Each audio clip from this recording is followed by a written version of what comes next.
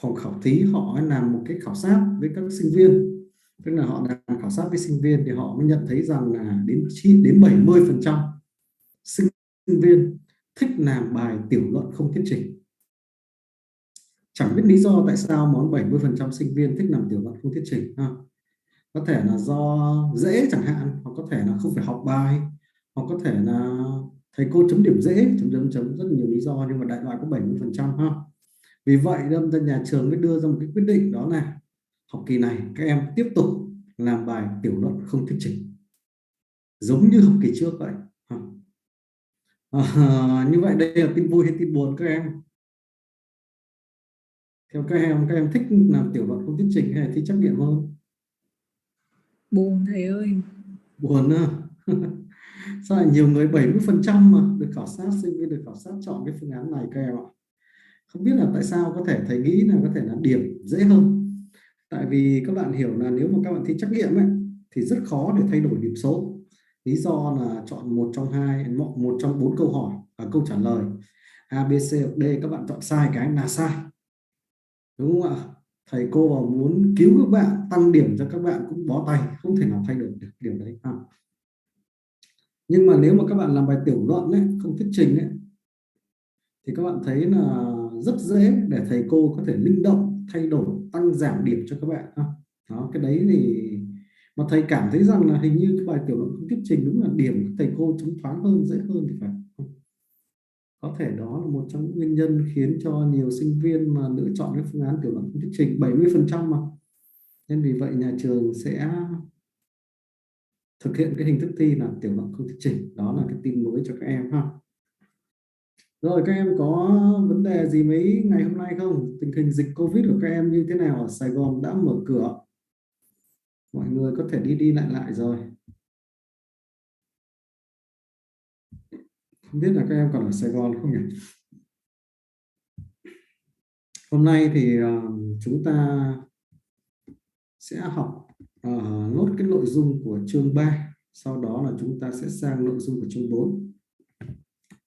Vì nội dung của chương 4 này nó cũng không có dài, nó tương đối là ít slide. Nên là hôm nay chúng ta cứ từ từ học, không có gì phải vội. Mặc dù là thầy đang hơi bị đau cổ một chút.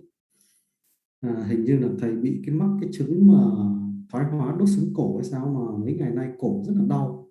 Quay đầu sang trái, quay nhẹ tí cũng đau, quay đầu sang phải, quay nhẹ tí cũng đau. Chắc là phải dành thời gian đi bệnh viện thôi. Mà không biết giờ này đi bệnh viện có được vào viện không, hay là vào đấy bắt xét nghiệm các thứ.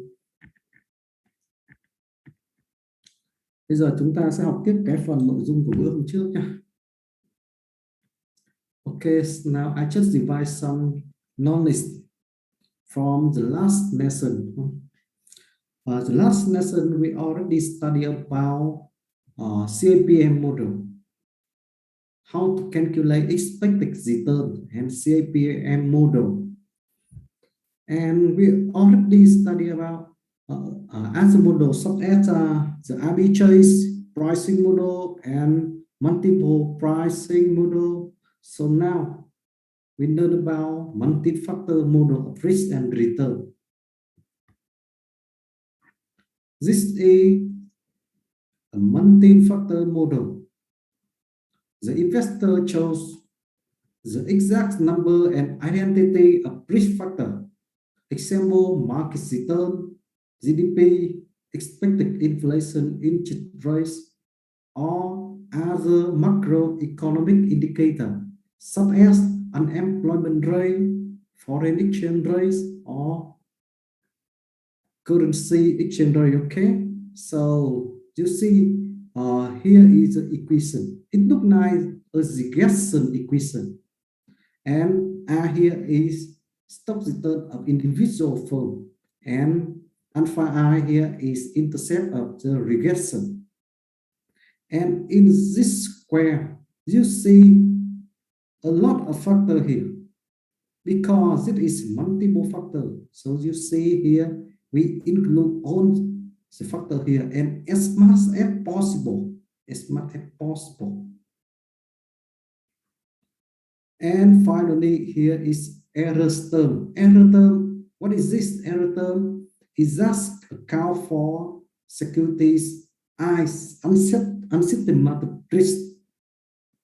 And when we talk about the error term, it means that the rest of a larger variable not include or exclude in this model, but it also has meaning for explain for the return and risk, but we cannot put it into the model. So we say that it is a random error term here. Why we cannot put on this on mix or on a dot variable into this equation? Because according to the many economics, they said that until now, according to statistics, they found about more than 200 of variable effect to this and the term. So that is the reason why it is impossible for anyone try to push on dependent variable in this equation. So that is the error term. So error term is the rest of other variable which explain for the risk and the market return and return of the stock. And because we know that the data is a problem when you try to collect for any variable. The data is a problem. So that is the reason why it's very difficult for them to push on the variable in here. Another thing is the techniques, because when you run a model, a regression model, it includes a lot or a big data, big variable here. So you need to require a very strong Pentium or sensor for computer, because it requires a very fast and high ability capacity for calculation for this formula. That is the reason why it's really difficult for any investor, only any researcher want to do to push on explainable variable in this equation. Okay, and this idea, the multi-factor model, come from the Pharma-Friend three-factor model, because Pharma-Friend, he and his friend, Pharma and friend is two people. They realize that the traditional model CAPM cannot not enough to explain for the return of individual firm. So in 1993, they tried to develop a new model and they put two more variables in this model. If you just see from to here, this is traditional CAPM model, but the difference of pharma frame model is they try to push more two variables, that is SMB and SML. So what is SMB and SML? SMB here is small minus big. Is equal return to a portfolio of small capitalization stock minus the return to a portfolio of larger capitalization stock. Capitalization stock, sometimes we call it a firm size. So what is a firm size? How to calculate the firm size? Anyone have an idea what is capitalization and how to measure capitalization of firm size here? Can you show me and can you tell me what is the formula to calculate it?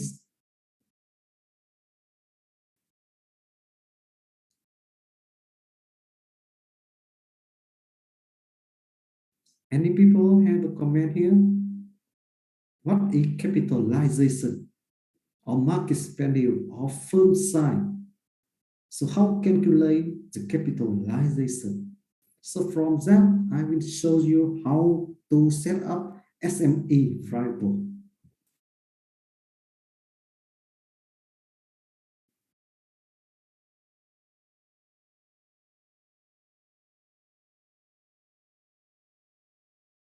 So what is capitalization? Okay, good. Yes, the capitalization of market value is calculated by we take the current price on the market multiplied with number of outstanding shares. That is capitalization. Okay, thank you, Miss Chang Nguyễn. And this model is a multiple factor model specifying the risk factor in microeconomics term using the characteristics of underlying security. To set up the SMB variable here, the first step you need to do is you calculate capitalization of all stock based on this formula. After finding capitalization of all stock, the second step is you ranking and sorting from high to low, small to big. You sorting on the data based on capitalization from small to big. You can divide total sample into 3 catalogs. The first is portfolio of small capitalization stock. The second is portfolio of medium capitalization stock or mixed capitalization stock, and the final is portfolio of big capitalization stock. Finally, you take the return of portfolio of small capitalization stock, you minus to the return to portfolio of large capitalization stock. So we calculate the SMB. So SMB you put in this equation or the Gestalt model. And we call it a 3-factor model of pharma friend. 3-factor model. Why? Because you see in this model, you recognize that there are 3 dependent variables. The first is here. This is the first variable. First variable calculated by you take the market return, you minus the risk-free rate. And the second factor or second variable here is SMB. And the third variable here is SML. What is SML? To set up SML variable, it is similar to SMB. It's similar to SMB. Similar about the methodologies, but the different ways. The different way here, if SMB use capitalization, in this case, SML will use book to market ratio. That is the difference. It means that the first step you do here is calculate the book to market ratio of the own firm. And after that, you sort from high to low. Or low to high is up to you, okay? Next step, you take the return of portfolio of stock with high ratio of book to market value. You minus to the return of portfolio of low book to market value stock. So that is the SML variable. And you push all in here, we will have 3-factor model of pharma friend. So this is very basic and famous model for all this structure the business do the research in financial sector. When you do any research or when you see a lot of paper published in a famous journal, you see that pharma friend is mentioned a lot of time. It's mentioned a lot of time. So, but this is old model because it's already developed in 1993. Until 2015, Pharma Friend already developed a new model. New model is developed by extension of the original 3-factor model. It's simple. They just only add two additional terms to account for company quantities. They are corporate profitability risk exposure and corporate investment risk exposure. And they say this is a 5-factor model of Pharma Friend. Okay. So we add more two variables. First is RMW. RMW is robust minus weak. Robust minus weak. And they as one more is CMA. CMA is conservative minus aggressive. These two variables is set up or methodology for setup is similar to the two previous variable. It means that we also have the same step. First step, you just calculate the profitability for all stock, and the second step, you just sorting from high to low.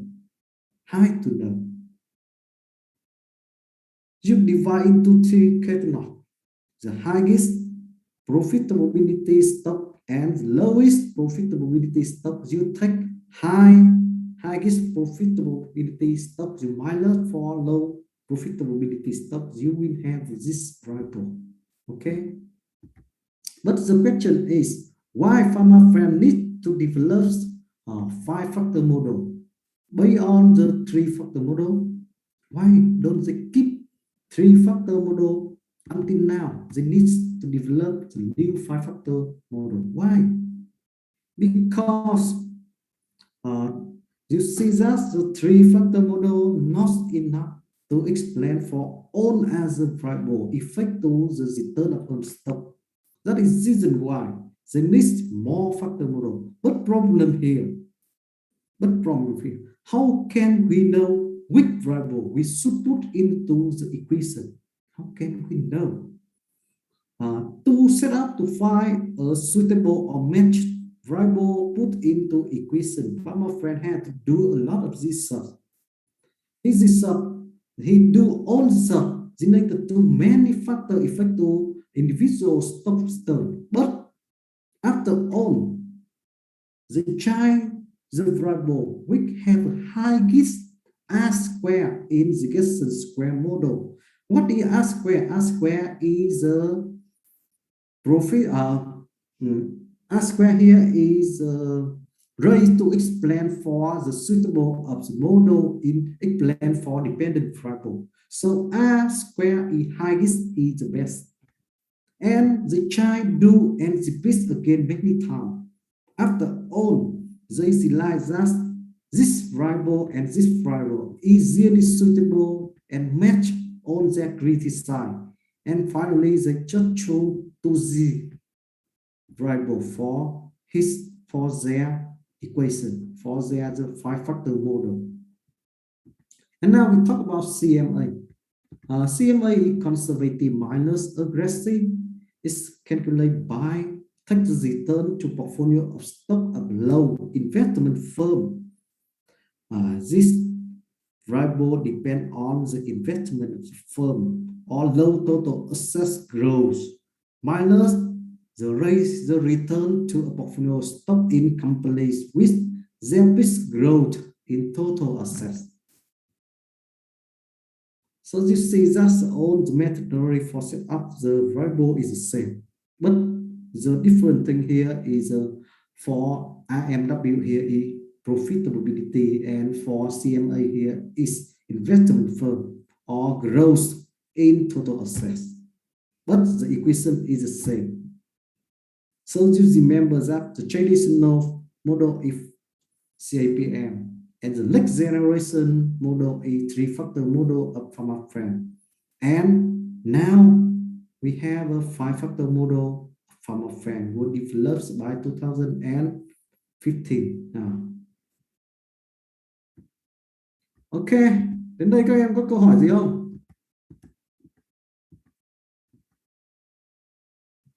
Các em có câu hỏi gì về chỗ này không? Any question here?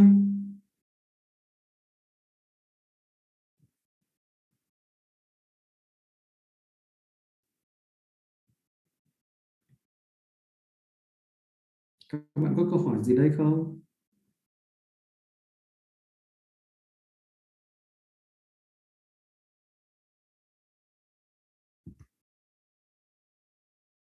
Các bạn có hiểu mà mô hình 3 tác lực và 5 tác lực của Pharma Friend không?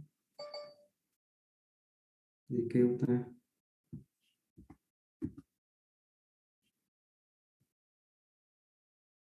Chả biết, thôi kệ nó đi.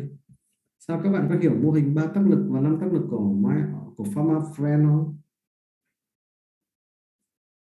Như vậy chúng ta thấy có một cái nguyên tắc, đó là chúng ta mà càng thêm nhiều biến, gần như cái nguyên tắc mà rất là quan trọng, đó là chúng ta mà càng thêm nhiều biến vào trong cái mô hình, nó là multi-factor model, càng nhiều cái factor vào, đúng không ạ?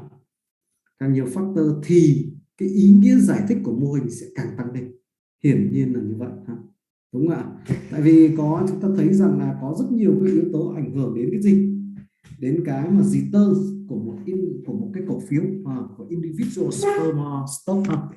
Có rất là nhiều yếu tố ở trong này, các bạn thấy là họ liệt kê có thể là market return, GDP, expected inflation, interest rates.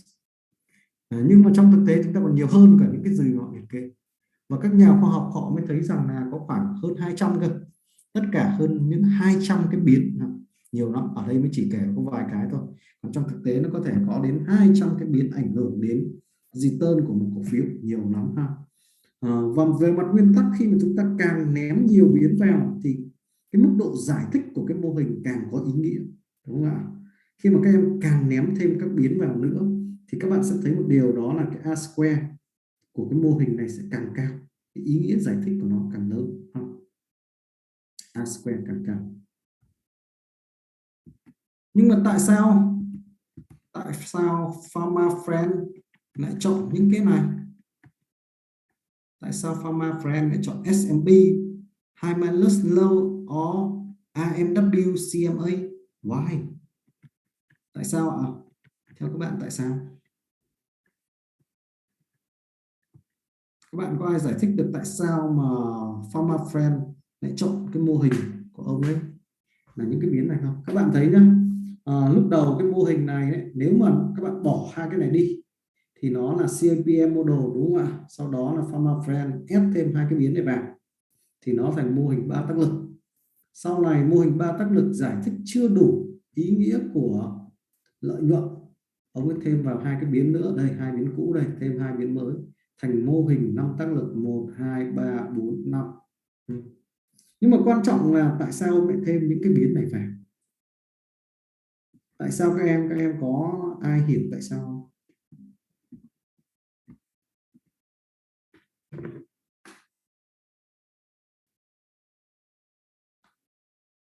Các em có ai hiểu tại sao không?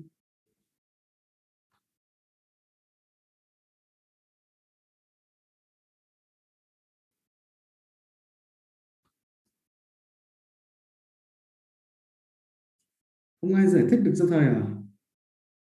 Các bạn thử nghĩ xem, S&P tức là gì? Small minus big. Small là small cái gì? Là các công ty có vốn hóa thị trường, capitalization small, ha. Small capitalization minus the portfolio with big capitalization stock, ha. Vậy nó có ý nghĩa giải thích cho cái gì? Cái stock return không?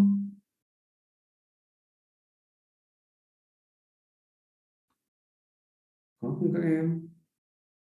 Ok, ta được rồi. Cái này thì thấy các bạn không có vẻ ham hố thì tìm hiểu nắm hỏi trả lời, thì thầy nói cái chỗ này chỗ chút.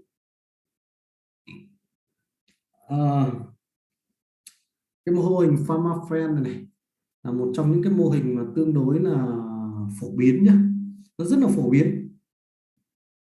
Nó phổ biến đến nỗi là nếu mà các bạn làm trong cái lĩnh vực tài chính ấy, đặc biệt mà các bạn nghiên cứu về lợi nhuận của cổ phiếu, stock return, thì gần như đấy, các bạn đi đâu các bạn cũng nhìn thấy Pharma Friend, thực sự là như vậy. Giống như mà nói đến ngành vật lý thì các bạn thấy là tất cả các nghiên cứu trong lĩnh vực vật lý ấy, thì đều nhắc đến Einstein, đúng không ạ? Albert Einstein. Thì tương tự như vậy, người ta nói là Pharma Friend cũng giống như Albert Einstein của ngành vật lý vậy thôi ha. Albert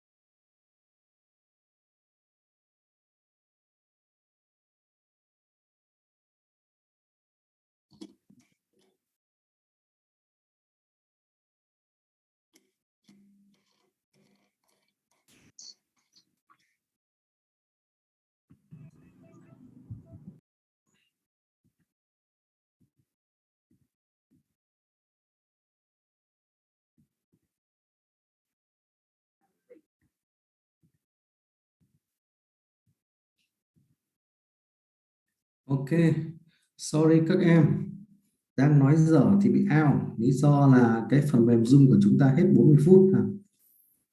Ừ. Thì khi mà các bạn làm các nghiên cứu ấy, về phân tích stock return thì thầy xin nhắc lại là các bạn thấy rằng là các bạn sẽ gặp rất là nhiều những cái nghiên cứu trong cái mô hình của Pharma Friend này, là mô hình 3 tác lực, 5 tác lực. Bây giờ chúng ta nói một chút về capitalization. Ok, compact index. So what is the function of capitalization? How can we use capitalization? Why is it very important? How can you know? For example, now it's very difficult for anyone to identify what is the biggest company on the world. So now, please answer my question. What firm, what company is the biggest company on the world? What company is the biggest company on the world?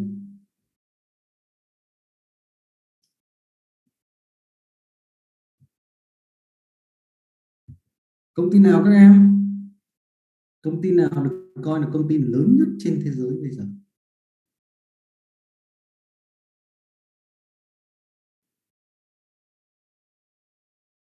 Công ty nào theo các bạn, công ty nào được coi là công ty lớn nhất thế giới?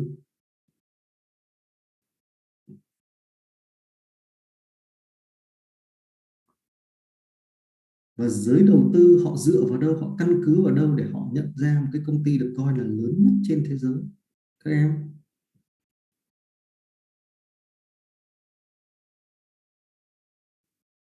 Không ai có câu trả lời à?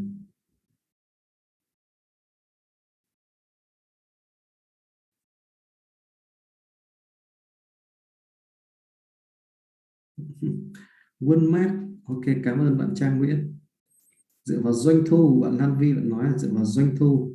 Bạn Trần Minh Quân thì cho rằng Apple, một vài bạn thì cho là Apple. Vậy các bạn sẽ dựa vào đâu để các bạn cho rằng một công ty là công ty lớn nhất trên thế giới?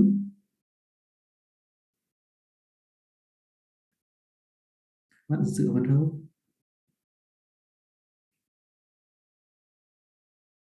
Dựa vào vốn hóa thị trường, đúng rồi, dựa vào vốn hóa thị trường ha.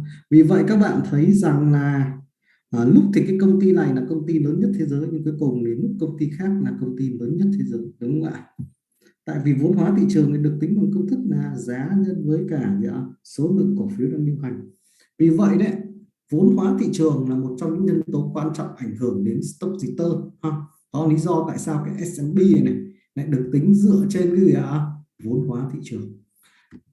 Các bạn biết là vốn hóa thị trường đó chính là cái gì ạ? Giá cổ phiếu nhân với outstanding share, đúng không? Mà cái stock return này là tính bằng cái gì? Có phải giá cổ phiếu? Có phải giá cổ phiếu không các em?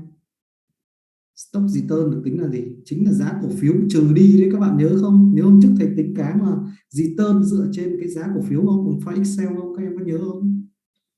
Dạ nhớ. Đúng không? Vì vậy đâm ra đó là lý do tại sao S&P là một cái biến mà ảnh hưởng đến gì ạ? Individual stock return ha, đúng không? Tương tự các bạn giải thích cho những yếu tố khác. Nhưng mà tất nhiên những yếu tố khác chẳng hạn như B to M ratio hoặc book to market ratio ha. Tương tự như này, book là giá trị sổ sách ha, giá trị sổ sách nhưng được tính theo thị trường. Có nghĩa là các bạn lấy giá trị sổ sách, các bạn chia cho market value của cái công ty này thì chúng ta ra một cái book to market ratio.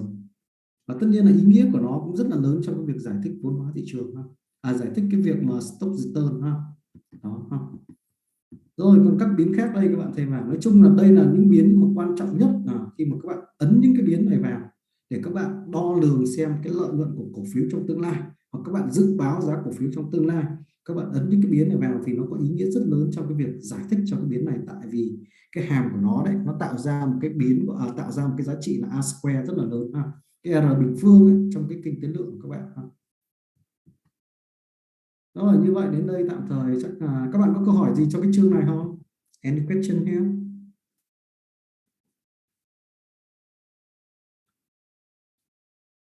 Các bạn có câu hỏi gì không?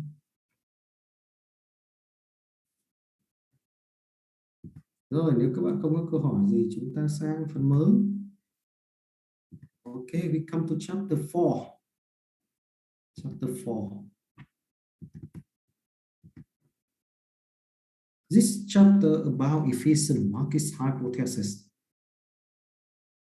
And here is three main content in this chapter. The first is efficient market hypothesis. The second is test and results of efficient market hypothesis. And last is on implications related to efficient market hypothesis. We come to the first slide. Now we answer for the question, what is efficient capital markets? And the second question is, why should capital markets be efficient?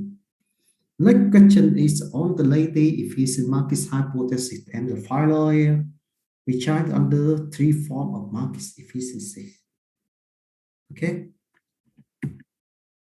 Here is the concept or definition of efficient capital markets. You can read this line. Inefficient capital markets is one in which security price adjusts rapidly to the arrival of new information, which implies that the current price of securities reflects on information about security. So you just remember and try to understand why I highlight the business in that color and all information I highlight in that color. Okay, because it's important in this sentence.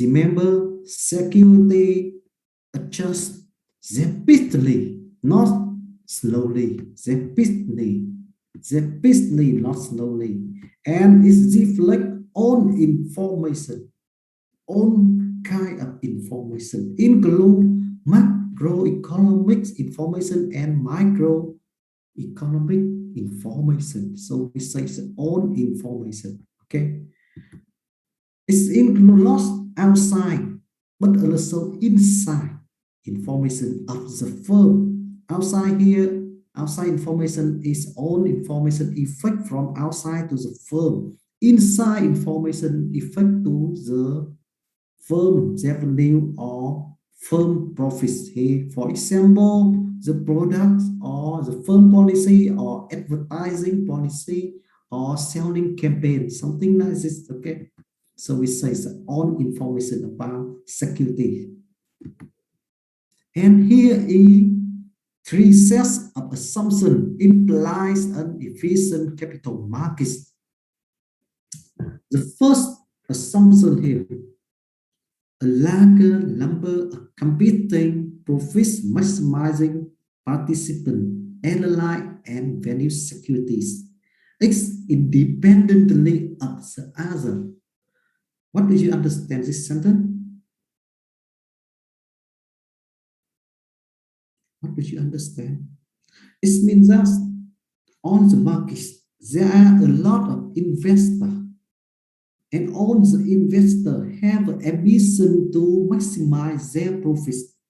They try to maximize their profits by the analysis or do pricing model to find value or undervalue security. Through that, they can earn the money by they sell the overvalued firm and buy the undervalued firm. Okay, so we understand a lot of ambition investor who try to trade frequently to earn highest profits as much as possible. Okay, that is the first assumption. And when this assumption is in line, we will have a capital markets or be efficient. Okay, and the second assumption here is new information regarding to security come to the markets in a random fashion, and the timing of one allowance is generally independent of the other. If in the first assumption we have a lot of investors, they try to do by their way. Maybe they can develop the new methodology for investment by themselves. They try to set up a value, a pricing model independently, the different from the other people, to find on the advantage for information or take their skill to get benefit. That is the first assumption. But the second assumption is related to the information, or we understand that the information is appear randomly, or otherwise we don't know when and how information happen. Okay, we don't know when information is published or what happened. No one can estimate about that. So we say that the new information regarding security is random. Or sometimes you hear about the random walk on Wall Street. Random walk on Wall Street. Have you read that book? It's a famous book on stock market, and you should read it because it's really exciting.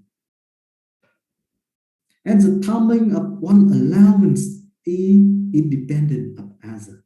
Or no way, you don't have any way to find out when the information is happen or appear. Okay, that is the second assumption. The last assumption here is profits maximizing investor cost security price to adjust their business to reflect the effects of new information. Yes, why? Because when all investors want to examine to maximize their profits, they will change immediately when they get information or when the new information is allowed. The investor will change beyond that information immediately. It's needing the price, the current price of the market, reflect the information immediately now or that business. Okay, that is the third assumption to set up to create a efficient market hypothesis. Okay.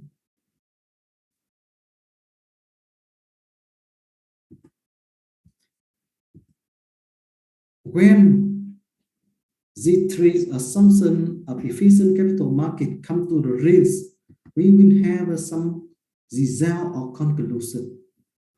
By combining effects of three assumptions means that the security price change should be independent and random. This means that no one can estimate the future stock price. No one can estimate. However, you are experts. However, you are professional money management. However, you have many experience or professional in investment. You know way to estimate or forecast the future stock price. That is the result come from the previous assumption.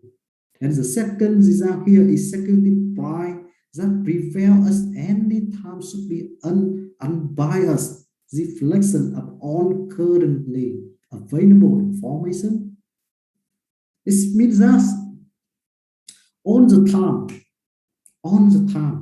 the market is correct.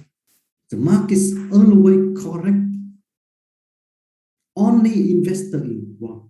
The market is always correct. Remember that because the current price already reflects all information already appear in previous time or insider information. So that is the reason why at any time the security price should be an unbiased reflection of all current available information. So no one can estimate the future stock price and no one can earn money from the information or available information. Okay, that is the second result. And when we combine effect of the previous assumption means that in an efficient market, the expected return implicit in the current price stock should be constant with per se risk of the stock. It means that all securities should lie on the SML. SML here is security market line. Okay. What it means? It means that because markets always correct, because it's already inflects all available information, it needing to unbiased reflection. So the market price now is the intrinsic price because all security lie on the SML. It means that the current price on the market is intrinsic price. Intrinsic price.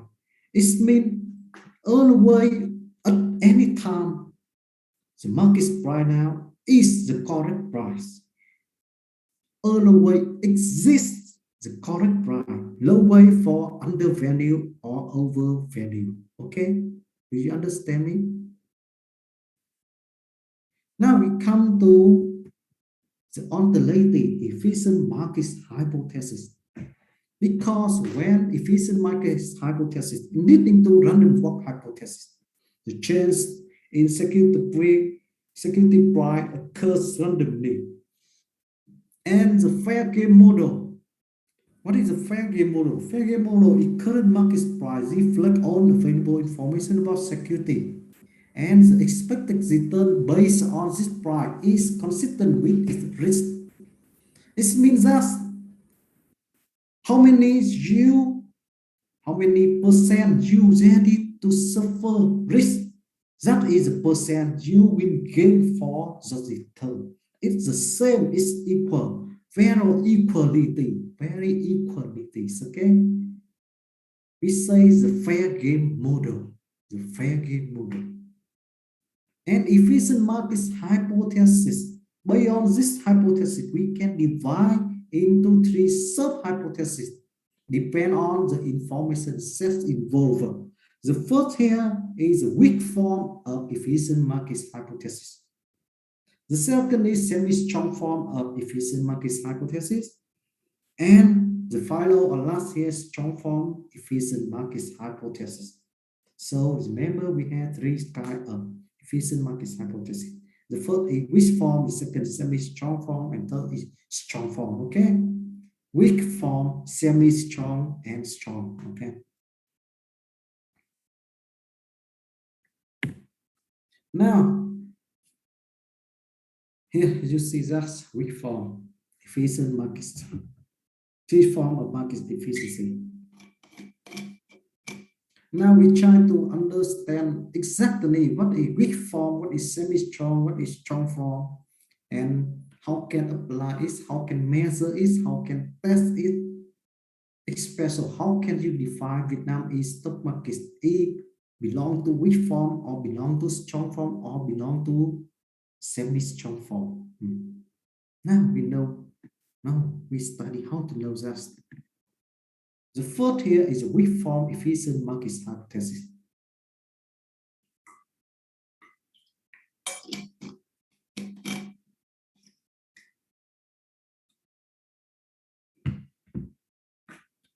Because the current price reflects all security markets historical information, including the historical subsequent a price rate return trading volume data and other markets general information. What is mean is this implies that the path rate of return and other markets data should have low relationship with the future rate of return. Okay?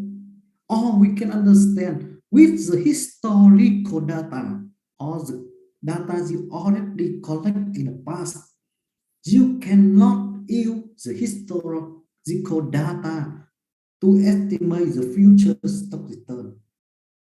So if you just only historical stock data, you just gain little, very little from using any trading rule based on past return or any other past security markets data. Okay? It means that in a weak form, efficient market hypothesis, the price, the current price or market price already reflects on historical information. It reflects on historical information. Okay? Because historical information already is allowed, already appears before that. And the price already reflects on that information, the historical data to earn, to get profit higher than average profit or higher than other investor. That is a weak form efficient market hypothesis. For example, you want to estimate or you want to gain benefits or return higher than other average investor. You just take the financial statement in the past. You do analysis, financial analysis based on the return, based on profit in the past. You estimate the future stock and you earn money from that. If this is a weak form of efficient market hypothesis, you cannot gain any money, or if you can gain, it's very little. It is very little. Okay, remember I highlight in red color. Okay.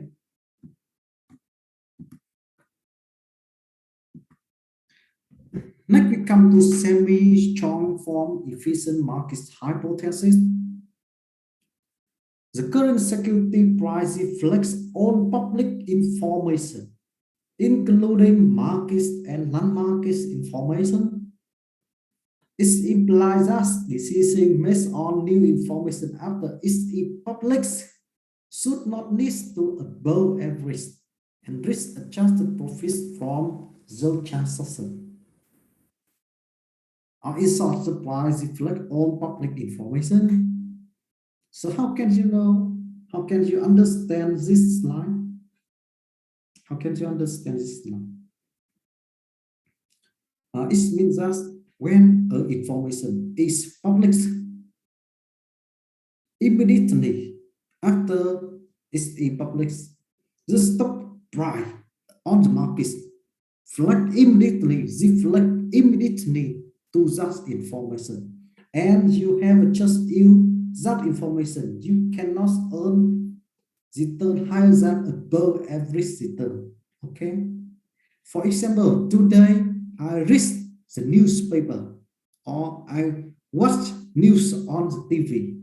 I hear that this quarter FPT will have a outperformance, especially they can export more software to the world and they get outperformance in business. With this information I hear today on the TV, I cannot trading to get benefit with this information. Why? Because immediately after this information come to public, the stock price already increase, and now I buy it is impossible for me to get higher return. Okay, we say in this case is semi-strong form of efficient market hypothesis. Do you understand me? That is semi-strong form efficient market hypothesis. It such surprise reflects all public information.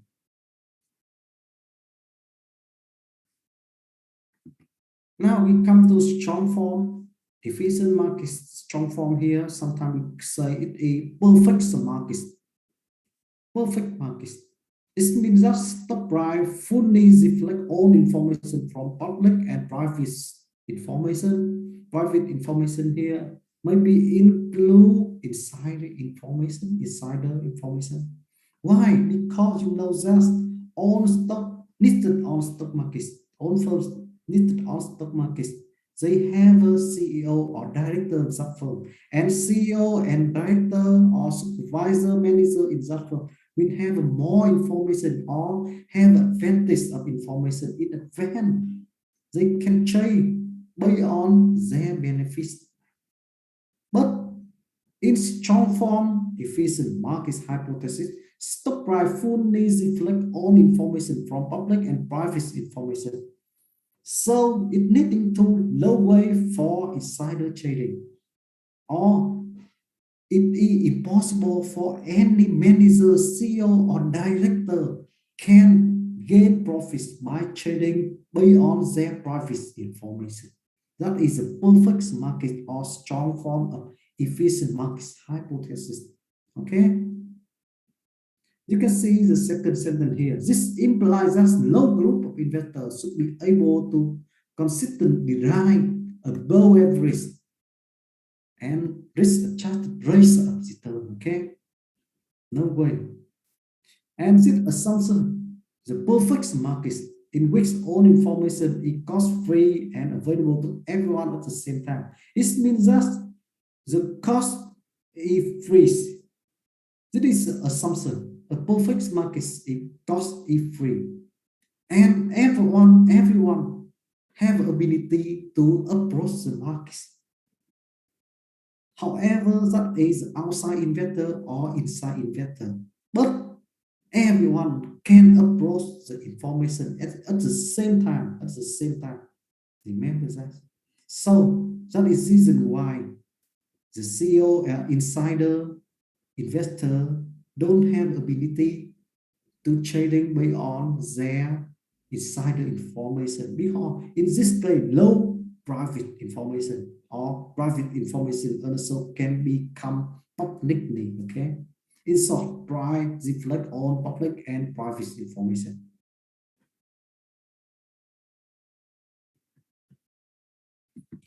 Here is the three forms of market efficiency. You see that the biggest circle here is strong form. The outside circle here is strong form. Strong form will reflect the pricing, reflect all information include public and private. Semi-strong, the current price reflect all public information but not private. And weak form only reflect historical price, historical information and return. Okay.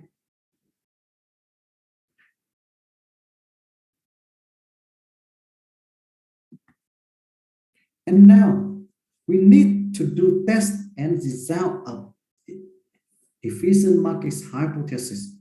How to do a test and the result for that.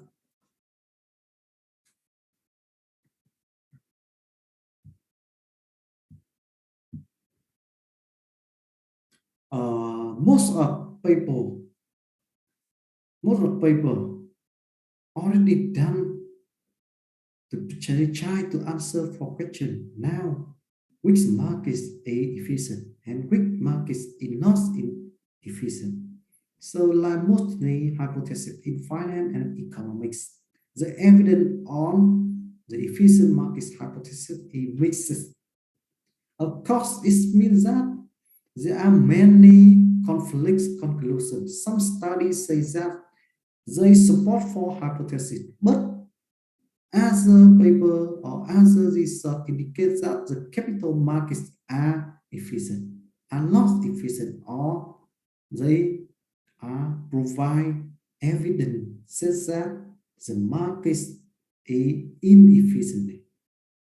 Result of other study have some anomaly related to the hypothesis, indicating results that do not support for hypothesis. So, in summary, a lot of people already do research related to hypothesis of market efficiency, but some can conclude that there is evidence that the efficient markets exist, but other people they don't approve or they reject the theory of efficient markets. Okay, that is a result for test. And here is the test of the which form hypothesis. How can you do a which form hypothesis test and result?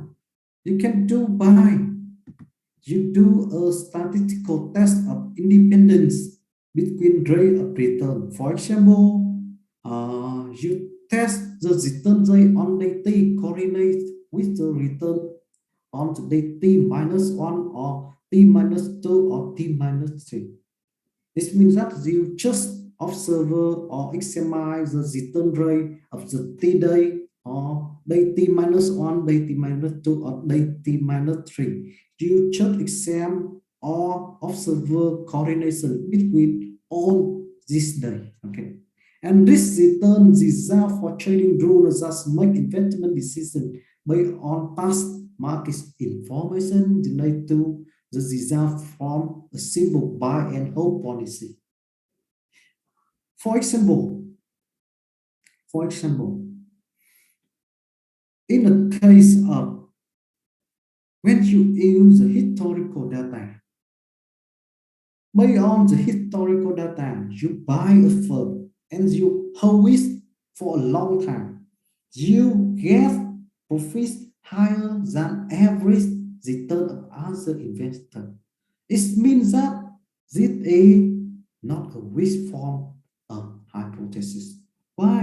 Because in the wish form of hypothesis, no one can use historical data to earn or gain higher than average rate of return compared to other investors. Do you understand me? So this is a way for you to test about this. Okay, and what is the result here?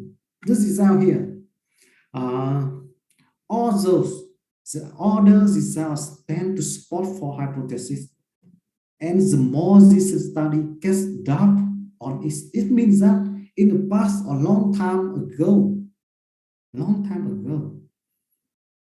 a lot of scientists believe that the result tend to support for hypothesis, but this year, when they do the same test, the result is different with the result in the past, or the doubt on this. Investor could not design a normal profit above a buy and hold policy. The testing results generally support the wish form efficient market hypothesis, but results are lost unambiguous. Okay, that is the result and the way or methodology for you to test the markets. Okay, and here is semi-strong form hypothesis that ends result. We have a two methodology to test in this case.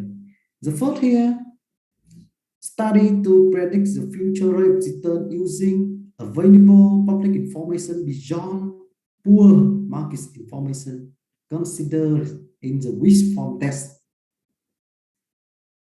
Time series analyzing of return or cross-sectional distribution of return for individual stock. Or another way, a very common way to test it, we can use event study. What is event study?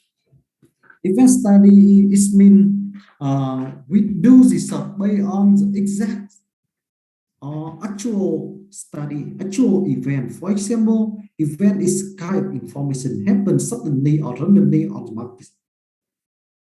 We don't know when the positive or negative event happen.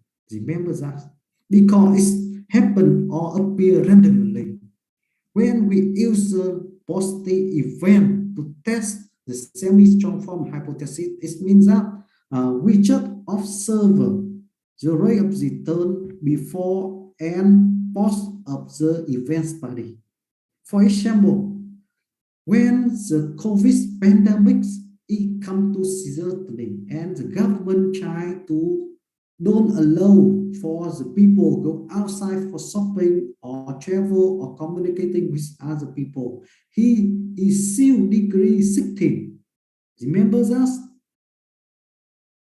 The government is still degree 16 to ban everyone try to go out for exercise, for travel, for do any business outside. So this is negative information. And here is event as well, or sometimes we say it's negative event. So now, how can we use this event to test semi-strong form hypothesis? How can we test it? It is easy because you just observe stop return before and after this event. For example, before the event study, You say the stock return of the market price stock is constant or go in the subway or go into a line, horizontal line, don't have any suddenly increase or suddenly decrease. But after negative event, immediately you realize that the market return or stock return now increase strongly. So in this way, you can come to conclusion that this is semi-strong form hypothesis. Okay, it is semi-strong form hypothesis.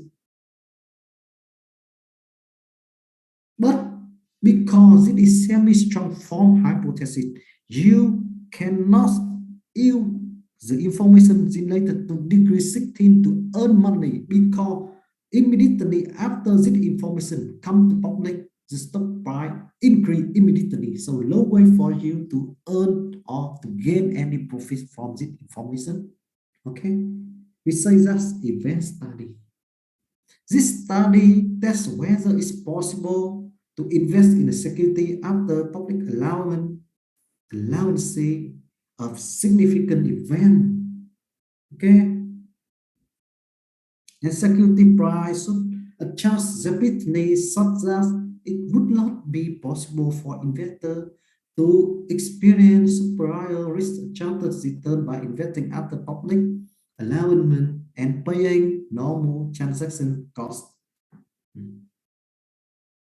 On contrary, when we get a positive information or negative information, the stock immediately decrease. Positive information, immediately stock will increase. Okay, that is a test kind or event study test for a semi-strong form hypothesis.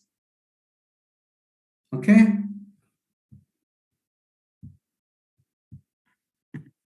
And now is a result for semi-strong hypothesis test.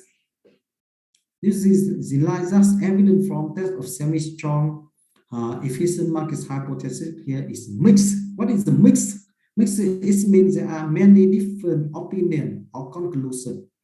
Some scientists, some paper approve for semi-strong form, but other paper reject semi-strong form of efficient market hypothesis. And the second sentence here is hypothesis. They say a most unlimited support from the numerous event study on range of event. Okay, and the mixed result come from exchange listing study. Why? Because the condition from different countries will create the different result. When you do test in USA, the result will be different from the test you do in Vietnamese stock market. Of course, because our historical of stock market is only 20 years, but in USA, the historical of stock market lasts about more than 100 years. So that is reason why the public information and the transparency between the two markets is different. They are better than us, of course. So the result is different, of course. And numerous study on predicting rates of return over time or for a cross section of stock present evidence counter to semi-strong efficiency. And result for cross-sectional predictor indicate anomalies counter to market efficiency. That is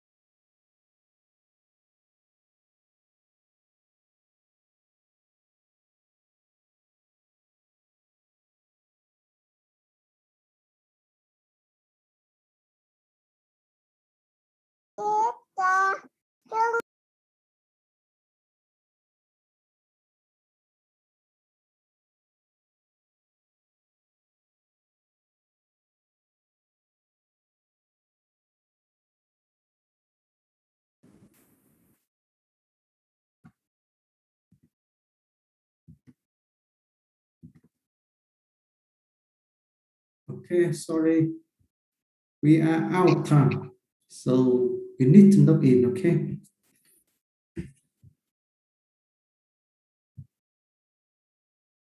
And how about the strong form hypothesis? What is the methodology for to test strong form hypothesis here? Because strong form efficient market hypothesis contains that stock price fully reflect both public and private. Or we understand that no group of investors can take advantage of price information to earn above average profit constantly over long time. That is the conclusion about strong form hypothesis. So from this idea, we can come to the test way or test methodology for this group by we divide into three group of investors. We should observe, we should examine the outperformance or investment decision or the result of this investor. They are corporate insider. The second is security analysis, and the final is professional money manager. So what is corporate insider? What is corporate insider? Corporate insider here is the CEO of the firm or manager of the firm or supervisor or just employee in the firm. We say that's corporate insider. And of course, this group will have more information and have information in advance compared to other outside investors. That is corporate insider. And the second is security analysis. What is security analysis? Security analysis is a people or person who work for banking investment banking or security company. These people have a good relationship with a lot of corporates, so that's our hand. They can collect data immediately or insider information from the insider investor. Finally, here is professional money manager. Professional money manager is people who interested by as an investor, or these people have ability to control the cash flow or cash in of professional money or wealth management for the investor to earn money. For example, they're looking for the mutual fund, security company, or insurance companies or pension fund. That is professional money manager. These people have many experience in portfolio management and investment as well. So now we come to the corporate insight trading.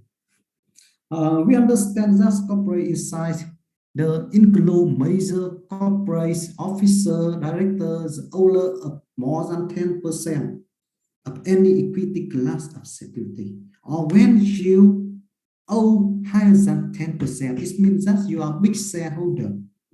When you are a big shareholder, of course, you have ability to access secret information in a firm, or maybe you can appoint into important member in the firm, so that you can become a supervisor or consultant or expert, or maybe you can be appointed as a manager in the firm. Okay, and insider must report to SEC. What is SEC? SEC here, Securities Exchange Committee, X month on their transaction in the stock of the firm for which they are insider. This means that when you are a big shareholder or you are insider employees in the firm, when you want to buy or you want to trade, your transaction must be reported to Security Exchange Committee. However you want to buy or sell, you need to report your activity, your trading behavior to SEC. Okay, why? Because you have more information, and you will your trading will affect immediately or directly to the other behavior of investor. That is the reason why many people outside can observe your activity, and you need to support your activity to SEC. Corporate insiders generally experience above average profits, especially on purchase transactions. And implies that many insider has private information from which they derive above average return on their company's stock. And company's stock.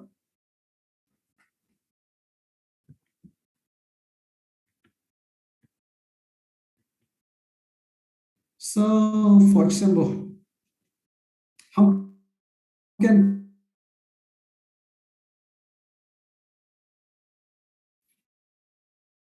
we trading?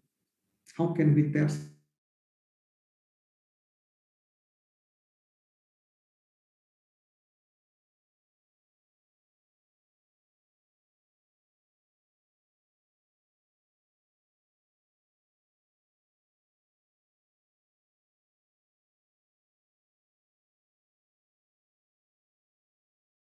Not a strong form hypothesis.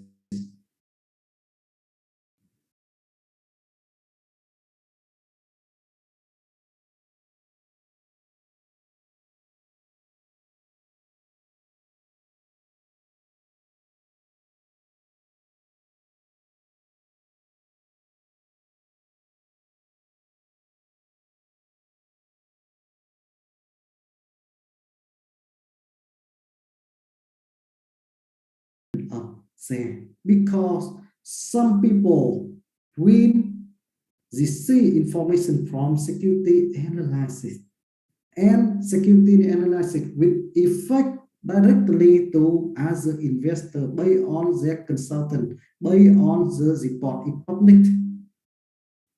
The tests have considered whether it's possible to identify a set of analysts who have ability to select undervalued stock, or we can examine the value line and the values line. Okay.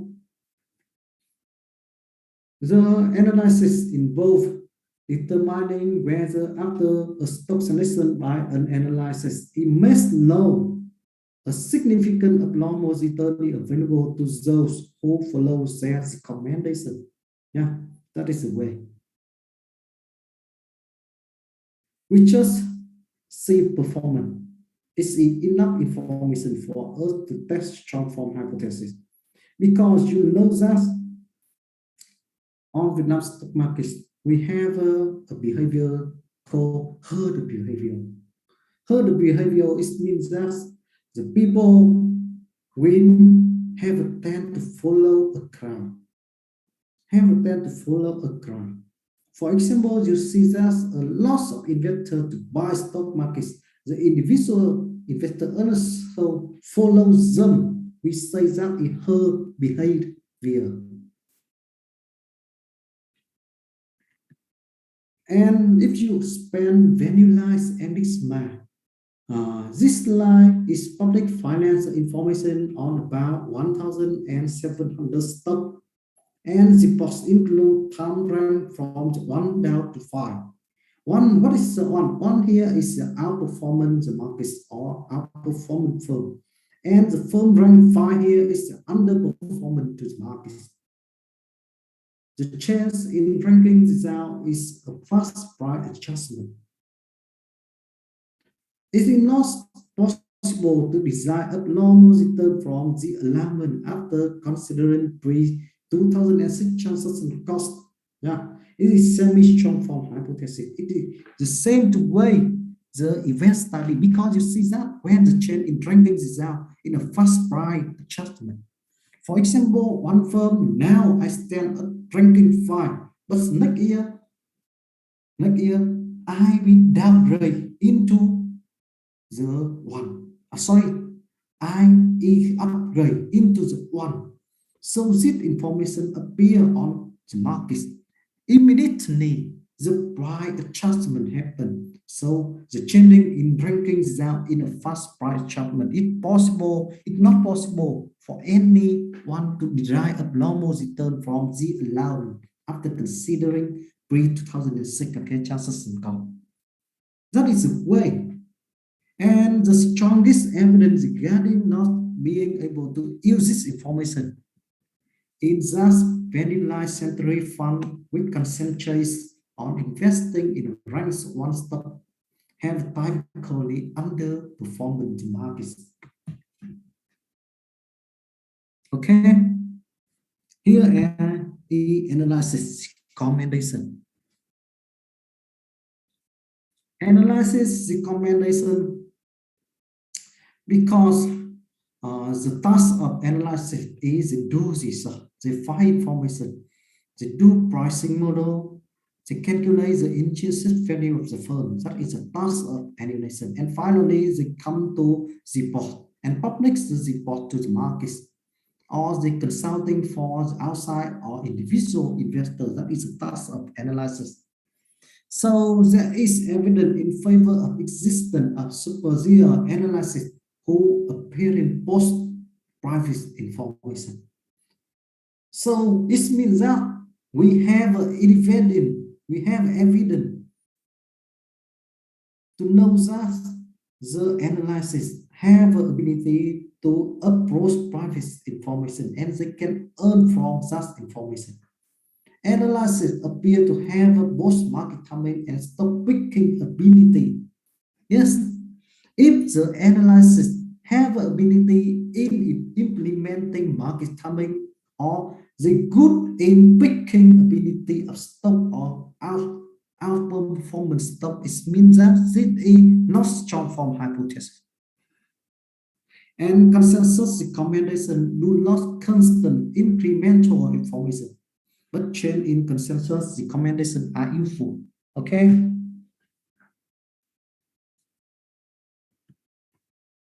Another way to test for strong form hypothesis is performance of professional money manager. This is other way.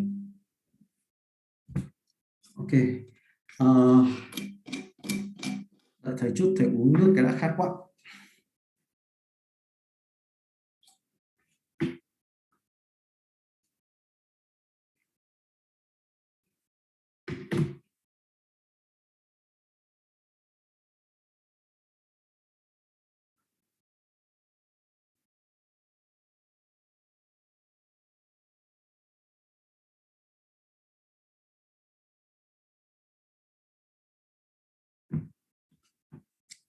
Okay, like professional money manager is a trained professional working full-time at investment management, and most that examine the mutual fund. New test another examine just a department, insurance company, and investment advisor. So the simple way here, if we only observe performance of professional money manager. Sorry. A comparison between the median rate of return for several investment group and a set of yourself instead indicates some risk support for strong form efficient market hypothesis. So it means that you just make a comparison between performance of a mutual fund with the market index or index. You can make a benchmark. For example, you realize that the performance of the mutual fund is better than the index return. It means that a weakly formed hypothesis. But if you realize that there is no difference between the performance of mutual fund and the market index, it means that this is strong form hypothesis. Okay.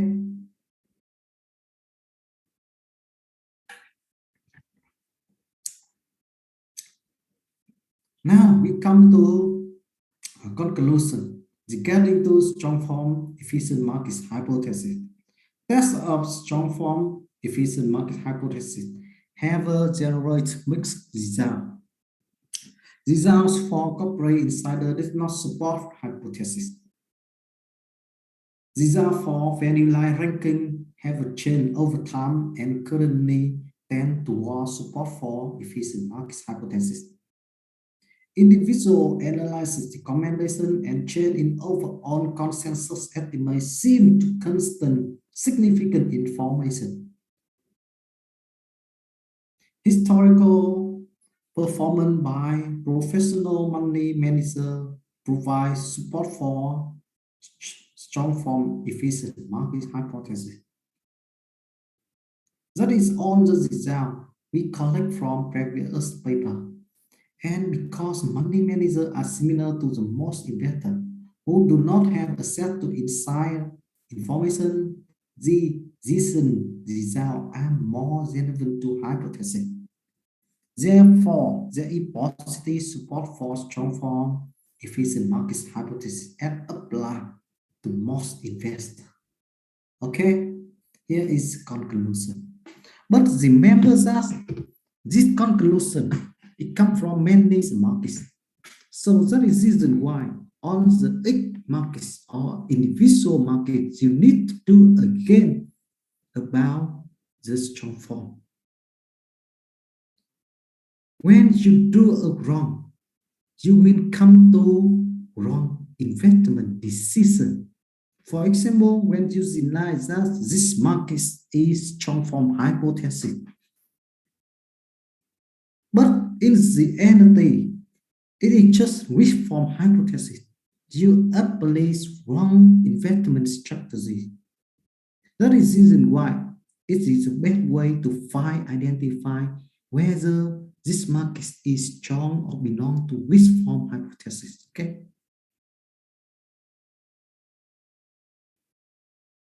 And when you do strong form, when you do a test for efficient market hypothesis, you always remember the key indicator for strong form. That is professional money manager. Second is analysis.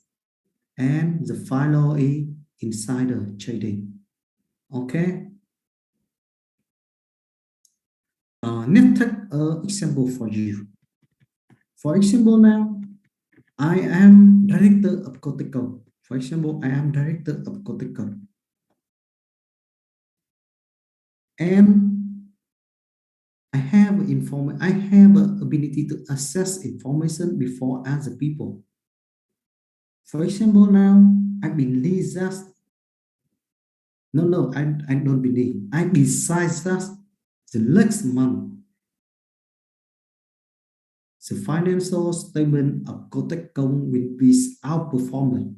That is my decision. So I am the first people can approach this information, and I can earn money with this information when they come to leak to the market. For example, before push this information to the public, I buy the stock first. And when I buy stock, I keep it for a long time. Later, the information is leaked to the market, leaked gradually. Remember, it's leaked gradually, not immediately. By day and people by people.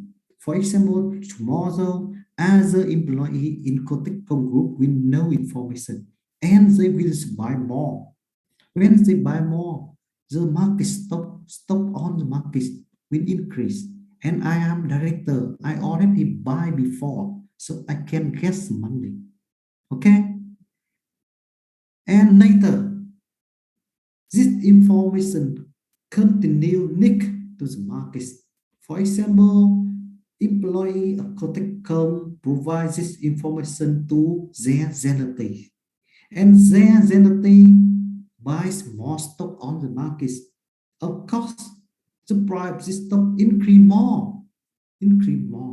Okay, so I am director. I gain more, but remember that this information is under public, is not public place, it's only under public. Until when this information is public officially on internet or newspaper, at this time, Most of investors on the market can approach this information, and in this time the stock price is not increase more. So what happened in this case?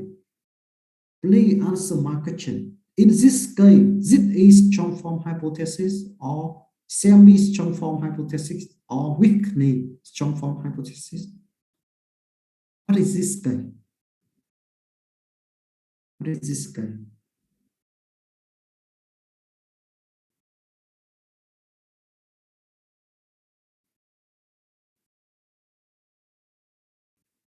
Các em ơi, trường hợp này là gì các em?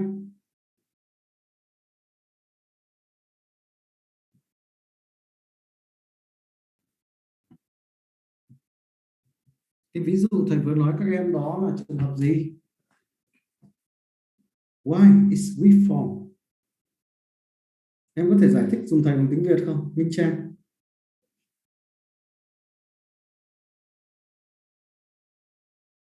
Dạ, tại vì cái thông tin này nó chưa có được public ra ngay lập tức mà nó public dần dần đó hay.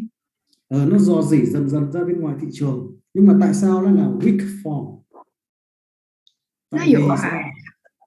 Nó dựa vào những cái thông tin ở trong quá khứ thôi, chứ nó không có dạ, theo em hiểu là như vậy. Ok. Thực ra thì câu trả lời của em là chính xác ha. Đây là một dạng weak form. Có nghĩa là các bạn thấy rằng là tôi là giám đốc của công ty Qldmđt đúng không? Và tôi quyết định là quý sau lợi nhuận của công ty là outperformance đúng không? Và đây là một positive information. Và tất nhiên là nếu như trong trường hợp tôi đoán rằng là tôi có thể kiếm được lợi nhuận từ cái thông tin này thì ngay bây giờ tôi sẽ mua vào cổ phiếu đúng không ạ? Và khi mà cái thông tin này từ từ dò dỉ sang những cái người chẳng hạn như nhân viên của Qldmđt này, rồi từ nhân viên Qldmđt thì họ mua thêm, xong họ lại dò dỉ ra các họ hàng relative hoặc là friend là bạn, thì những người đấy lại mua thêm nữa, giá lại tăng thêm. Và khi mà đến khi cái thông tin này chính thức được đưa ra công chúng ở trên báo đài internet ấy, thì lúc này giá cổ phiếu nó không còn tăng được nữa. Thì trong trường hợp này ấy, là sao ạ? Trong trường hợp này thì đó sẽ là dạng weak form hay là semi strong hay là strong form. Các bạn nhớ nhá, các bạn có nhớ semi strong là sao? Semi strong tức là khi mà thông tin được công bố thì giá ngay lập tức phản ánh cái thông tin đó. Vừa lúc ấy thầy nói câu gì ạ? Vừa lúc ấy thầy nói là khi mà thông tin được công bố thì hầu hết, chứ trong cái ví dụ này nhé, thầy đang giả định rằng nhé, trong cái ví dụ này thầy đang giả định là khi mà thông tin được công bố, lúc đấy thầy nói tiếng Anh không biết các em có hiểu không? Thầy giả định rằng khi mà thông tin công bố thì cái lúc này là hầu hết tất cả các nhà đầu tư đã nắm giữ được cái thông tin này, tức là đã có cái thông tin này trên thị trường rồi. Thì có nghĩa là sao ạ? Giá cả nó không thay đổi khi mà thông tin này được công bố, đúng không ạ? Thì trong cái trường hợp này người ta gọi là gì ạ? Là weak form, ok đúng không? Hay còn gọi là dạng yếu, thị trường hiệu quả dạng yếu ha. Ok, cảm ơn bạn Minh Trang ha. Rồi thầy sẽ thêm cho em 0,5 điểm vào cái phần điểm dự kỳ của em nhé. Ok chưa? Dạ em cảm ơn thầy. Rồi đến đây các bạn có câu hỏi gì nữa không? Về trước khi mà chúng ta đi vào implication of efficient markets, thì các bạn có câu hỏi gì chỗ này không?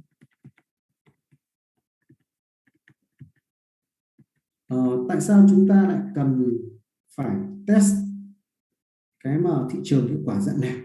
Lý do là chút nữa chúng ta sẽ thấy là ở mỗi thị trường hiệu quả dạng ấy, thì nhà đầu tư sẽ có những cái lựa chọn đầu tư khác nhau. Nếu mà thị trường hiệu quả dạng mạnh thì nhà đầu tư nên đầu tư vào những cái quỹ đầu tư chỉ số. Còn nếu ở thị trường hiệu quả dạng yếu thì chúng ta nên đầu tư vào những cái gì ạ? Vào những cái quỹ đầu tư mà có những cái chuyên gia mà nắm giữ những cái vị trí mà insider ở trong những cái doanh nghiệp, chẳng hạn như các quỹ đầu tư như mà Mekong Capital hay Vina Capital. Tại vì họ là những cái người sao vừa là điều hành cái quỹ đó, vừa là làm sao thành viên hội đồng quản trị trong cái doanh nghiệp mà họ đầu tư, nên họ có những cái inside information, đúng không ạ? Đó. Thì chút nữa chúng ta sẽ tìm hiểu là tại sao, tức là sau giải nào các bạn sẽ hiểu là ý nghĩa tại sao implication, tại sao người ta phải cần test cái semi strong hay là strong hay là weak form hypothesis of efficient markets. Lý do là như vậy ha. Và đây là một trong những cái đề tài rất là thú vị, nếu mà các em muốn các em có thể làm cho cái luận văn tốt nghiệp các em. Thì khóa luận tốt nghiệp các em ấy, em có nhớ không? Thì khi mà các em ra trường các em phải làm cái khóa luận tốt nghiệp thì thực sự thì cái đề tài này nó không phải là đề tài mới, nhưng mà ở Việt Nam ấy thì nó vẫn còn chưa được làm nhiều. Còn nếu mà họ có làm rồi thì ở Việt Nam họ vẫn làm thiếu sót rất là nhiều. Vì vậy đây là một cái đề tài cũng tương đối là thú vị nếu các em test cái mà thị trường hiệu quả. Thực sự là như vậy. Lâu lắm rồi không làm này. Tại có nhiều người có những cái bài đã làm nhưng mà cũng làm quá lâu rồi. Còn bây giờ thị trường đã thay đổi sau chục năm rồi. Nên là nhiều khi là cái kết quả bây giờ nó không còn giống như ngày xưa nữa. Tại vì bây giờ thị trường của chúng ta đã minh bạch hơn chẳng hạn, đúng không ạ? Nên là các em có thể cân nhắc để lấy cái này để làm một cái gọi là nghiên cứu luận văn cho các em ha. Thì các em ra trường ha. Rồi đến đây thì các bạn còn câu hỏi gì không về cái mà tạm thời đến đây, nội dung từ buổi đầu, từ cái mà đầu buổi cho đến bây giờ? Các bạn có câu hỏi gì không? Rồi các bạn tóm lại các bạn hiểu hết những gì thầy nói đúng không? Hoặc ít ra không hiểu thì đọc qua slide cũng hiểu đúng không? Dạ thầy. Ok, good. Rồi bây giờ chúng ta nghỉ giải lao khoảng nửa tiếng nữa các em quay lại nhé.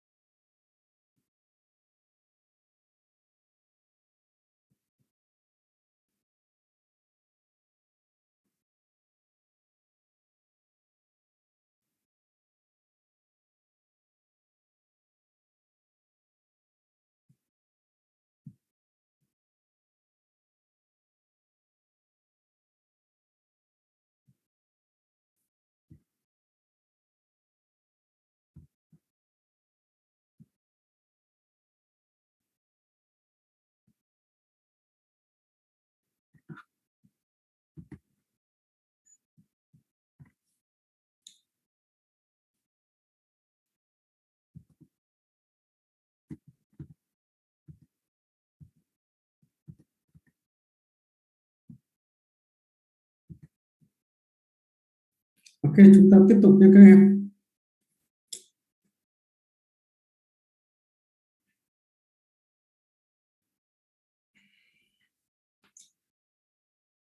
Now we will discuss about implication of efficient markets. And the first topic is the relationship between efficient markets and technical analysis. And the second is we try to understand how can we apply the efficient markets hypothesis and fundamental analysis. The final is about efficient markets and portfolio management. So overall, all the results of many previous studies indicate that the capital markets are efficient, estimated to numerous sets of information. That is overall conclusion. But on the other hand, there are substantial instances in which the market failed to sufficiently adjust to public information. So now we discuss about the efficient markets and technical analysis. If can we use technical analysis in a market have a highly efficiency? So you know that the technical analysis is we can use the data about stock price and the volume we create, the model we create, for example, pattern indicator such as CAPM or moving average or stochastic, something like this.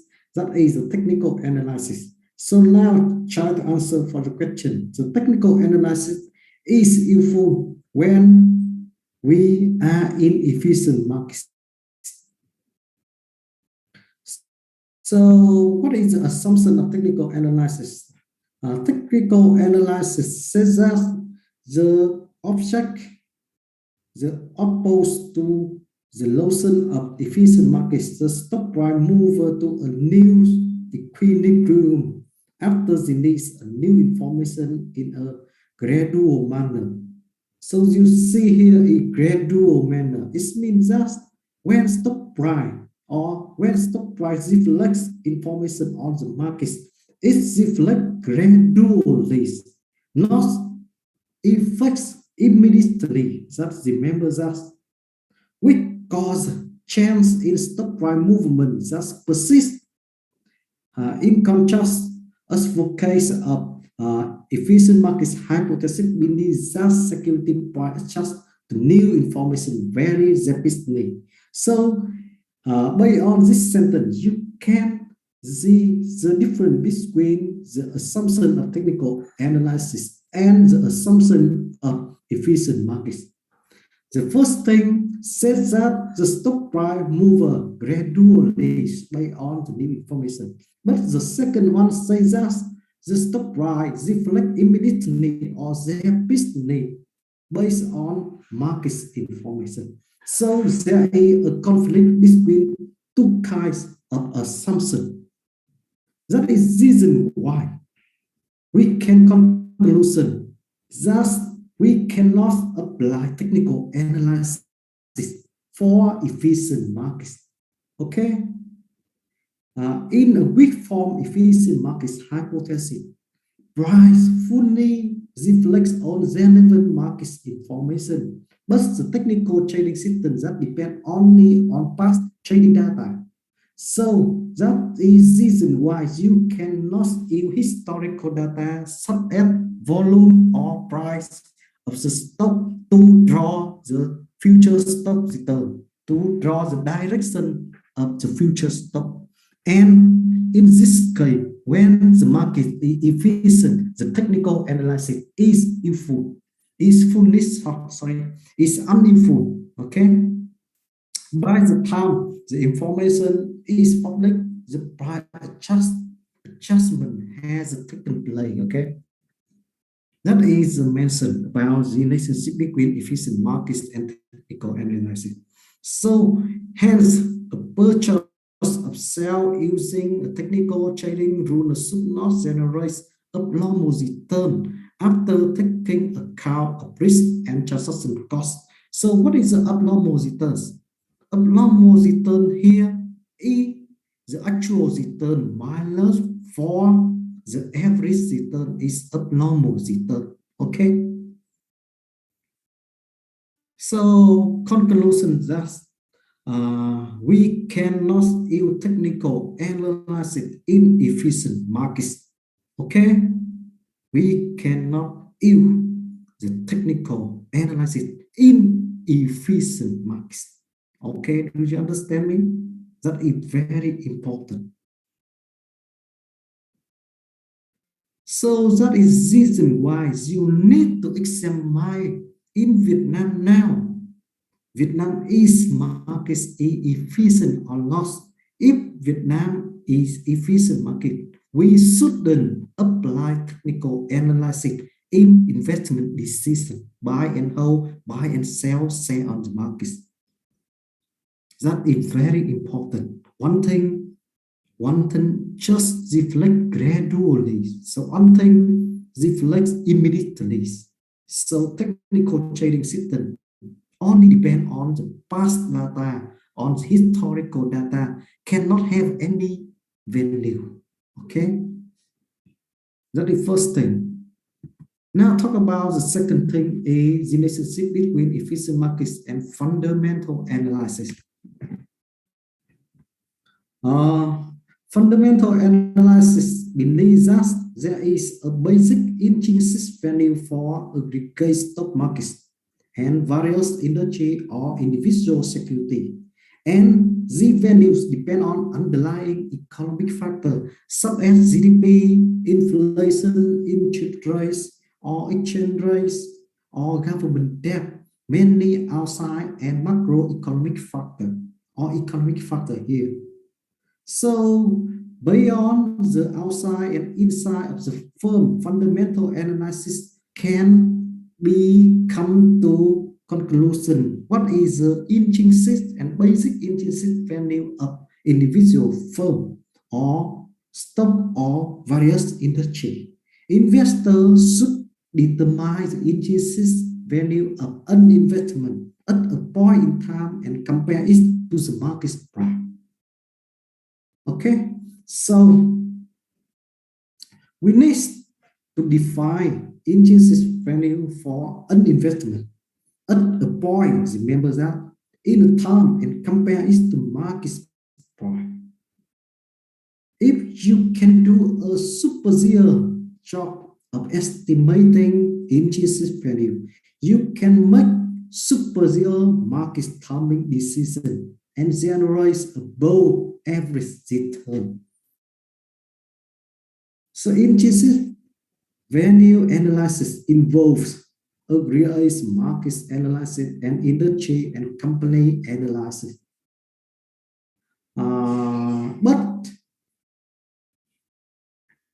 when we say aggregate market analysis with efficient capital markets, efficient hypothesis implies us examining only past economic event in loss likely to lead to outperformance buy and hold policy, because market adjusts rapidly to know the economics event.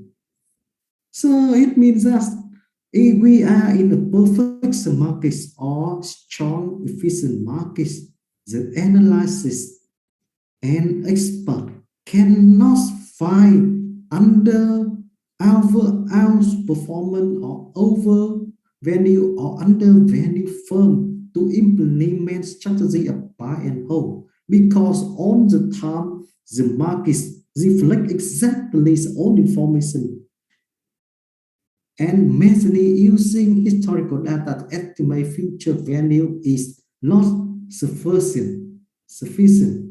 Okay, or otherwise here is, however, technical analysis or fundamental analysis to estimate or to forecast the future stock price based on historical data is impossible.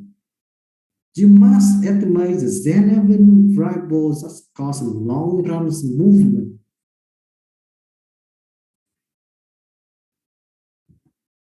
And industry company analysis with efficient capital markets, wide distribution of return from different industry and company justify industry and company analysis.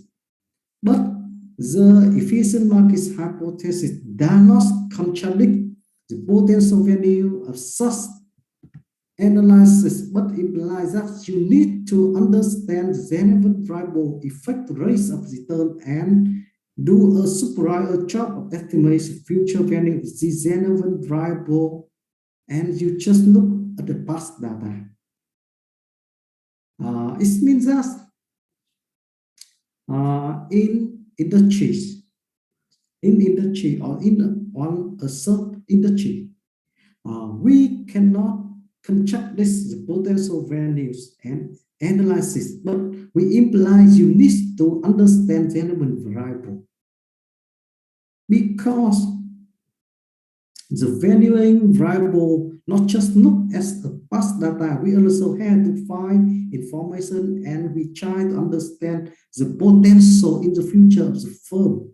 And from that, we put this into our forecast model. From that, we can draw the future stock return that is more efficient than we just only use historical data.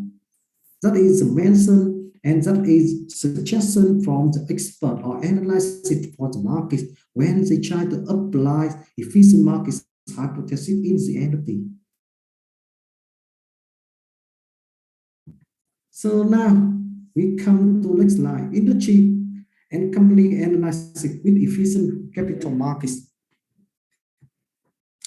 There is important relationship between expected return and actual earning. Expected earning and actual earning. Yes, of course, we can calculate expected earning based on the historical data. By you can take an average for the own period of the data, we can calculate the expected return. But in the end of this, actual return is quite different from expected returns.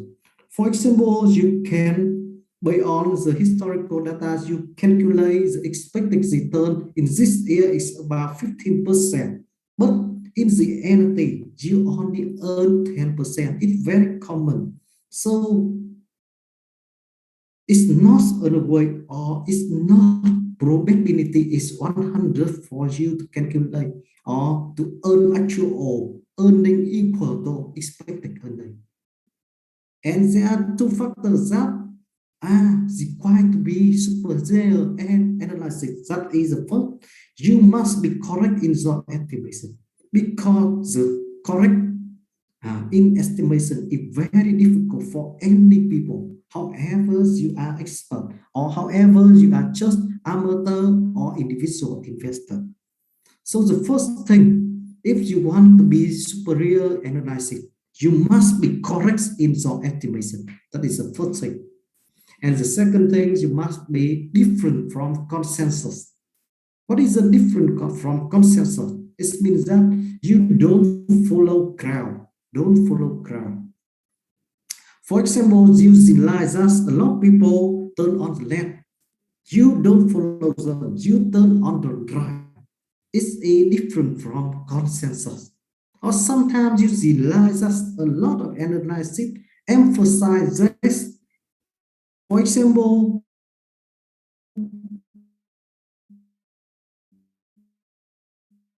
a lot of analysis of Win Group will be a best performing like here, but you can be contrast with them. You can go on the left direction or direct opposite estimation of future stock different with the most of analysis. They thought that it's different from consensus, or you don't follow herd behavior. Remember, don't follow herd behavior. It's one of the most things you can become superior analysis. Why? Because in efficient markets, all investor has the same behavior. So that's the reason why, if you want to better the markets, better than average return of all the investors, you need to be different from them, or the idea must different from the consensus. Don't follow them. Okay, that is the second factor. So strong form efficient markets hypothesis indicate likely existence of superior analysis. P ratio, size, and book value, market value ratio was able to different future return faster with size and BV/MV ratio appearing to be optimal combination. Okay, combination. So how to evaluate, analyze, or investor? We can examine the performance of numerous securities such as analysis or investors comment for you over the time in relation to the performance of secondary select stock and some risk class. Yes, we can look back into the past. We can realize that how successful of the analysis or investor. Because stock selection of superior analysis or stock should consistent outperformance the randomly selected stock. Because you see the analysis have ability to implement market timing and they are good at select stock which will be outperforming in the future. And now we just examine them. Okay, examine them. And consistency requirement is crucial because you would expect a portfolio developed by random selection to outperform the market about half the time. That is a way to evaluate analysis of an investor. Okay. Now we come to conclusion about the fundamental analysis. Two ideas here. The first here, estimating the relevant variable is master as and a product of hard work as it is a science. Yes, of course, it is very difficult for anyone who try to estimate all the relevant variable effect to the return of the firm in the future. And this is an art. Why we say it's an art? Because when we put the same company for many different analysis and we push them into different room after 1 hour or 2 hours, they give us their conclusion. You will realize that the result is very different from the many analysis.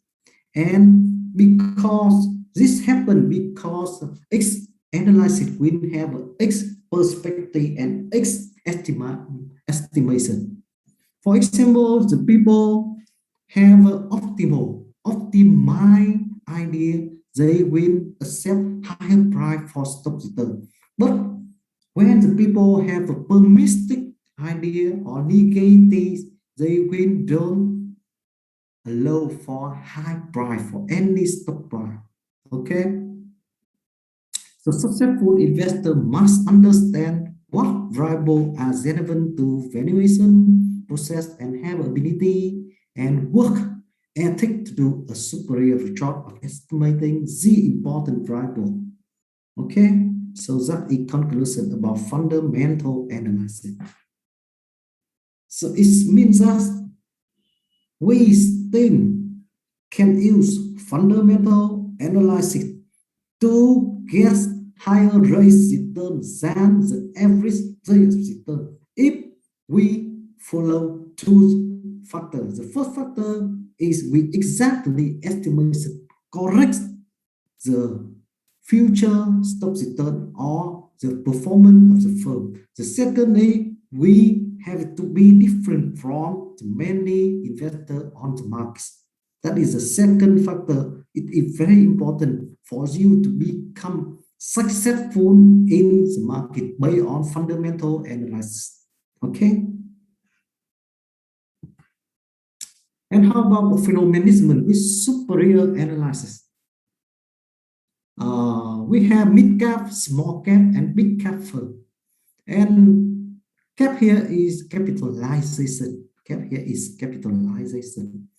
And it is very common that the mid cap and small cap stock receive less publicity and fewer analysis follow the firm's ability to top tier stock or blue chip stock. That is very common. Why? Why? Because if this is a mid or small cap, not so many people pay attention to this firm.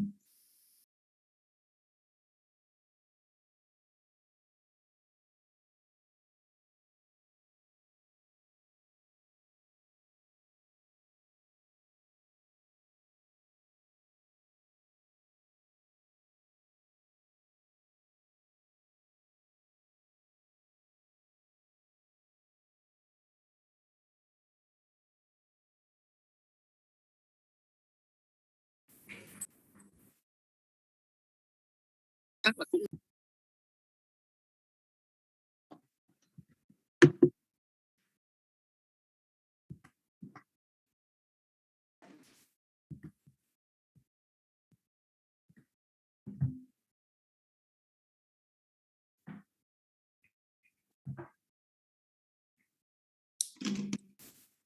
Okay, come back our slide.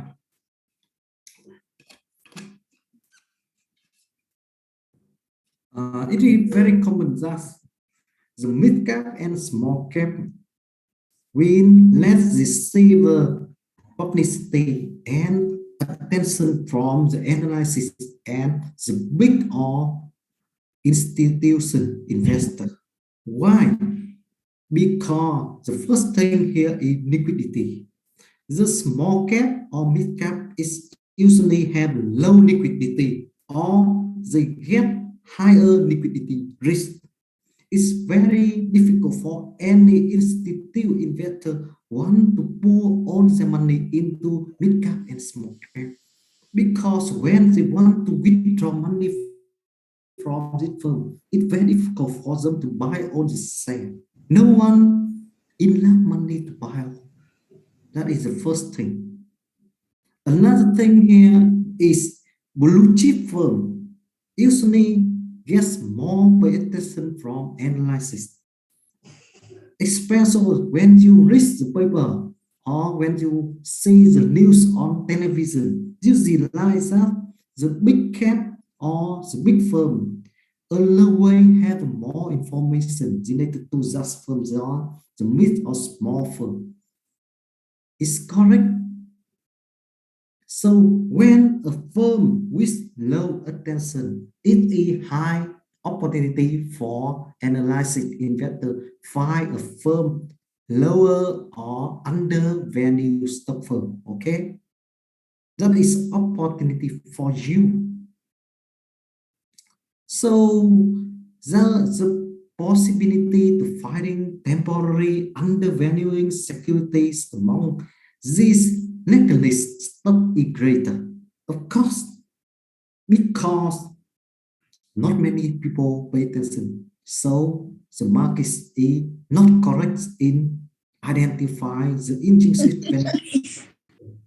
So that's the reason why it's important, and this is opportunity for you. If you are hardworking or industrious, you can find some the firm is valuing. Okay, and superior analysis should be encouraged to concentrate their efforts in mid-cap and small-cap stock that pose the liquidity required by institutional portfolio manager. Yeah. Okay, that is a portfolio manager with superior analysis. Because the portfolio manager just pay attention to the big firm, big cap firm, a supervisor analysis will have a more opportunity to pay attention to the low or mid cap or small cap firm, because low and small cap firm will have a ability to become a undervalued firm when a little information related to that firm is public. And how about the portfolio manager without superior analysis? If you are lacks access to superior analysis, you should do following: determine the quantify the client risk preferences, and you can construct a proprietary portfolio, diversify completely on global basis to eliminate all unsystematic risk, and maintaining design risk level by balance the portfolio whenever necessary to minimum total chances and cost. So what is the balance here? Anyone can tell me what is the balancing here? What is balancing?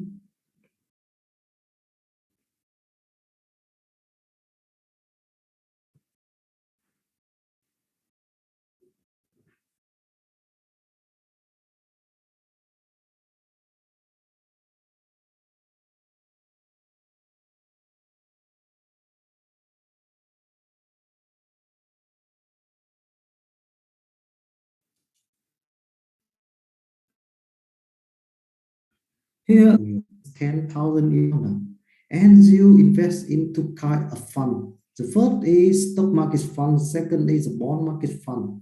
Each fund is 500,000 US dollar. So total you have 100 equal 1,000 US dollar. And with this strategy, the asset allocation is 50-50. 50 for stock market fund, 50 for bond market fund. And now you don't want to follow the initial asset allocation. You try to change your decision by you want to be more aggressive and increase your asset allocation to 80% of stock and 20% of bond. So what do you do? This means that when you realize that 50-50 is unsuitable for you because now you already changed your risk tolerance. You want to be aggressive to gain more. So you want to see allocation your capital is 80% for stock and 20% for bond. So now what do you do? To do what you need to sell 3,000 US dollar total bond market fund, and you take that money to buy 3,000 US dollar total stock market fund. After doing that, your result portfolio look like this: 80% or equal 8,000 for stock market fund and 20% equal 2,000 for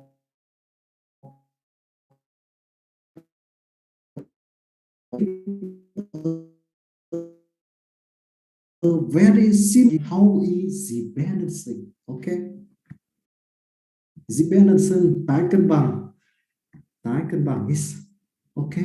Dịch như vậy cũng được em nhá. Now for you to understand more about the dependent activity, I give you a more complicated example. We have more complicated example now. For example, you are investor and total stock capital here is 10,000 US dollar. So initial capital is 10,000 US dollar, okay? And you want to diversify by invest into many kind of assets. For example, you want to invest into bond, US equity, international equity, and real estate, gold, and gas. Now, how many percent you want to push in? How many percent? What is your target weight? Target weight here, it means that based on your strategy, based on your risk tolerance, based on your knowledge, experience, and calculation, you will find out optimal portfolio. So how can you find optimal portfolio? Based on the knowledge in chapter 2, you calculate standard deviation, you calculate variance, and you find optimal portfolio. Do you remember that how to find optimal portfolio? Do you remember when we change allocation or weights of X assets in the portfolio, the standard deviation of total portfolio also changes as well? Do you remember that? Do you remember that? It's also changed as well.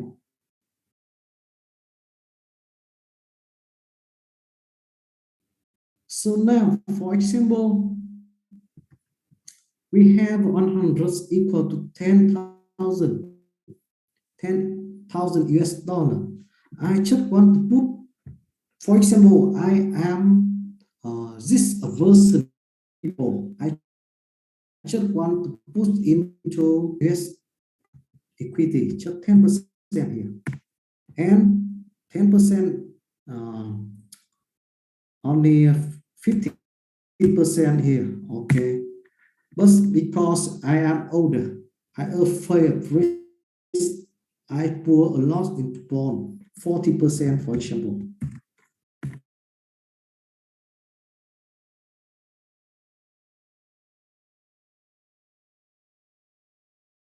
Here, I just want to put them in. The total here is how much? Total equal sum not enough 100. So we need to invest more here. 10%.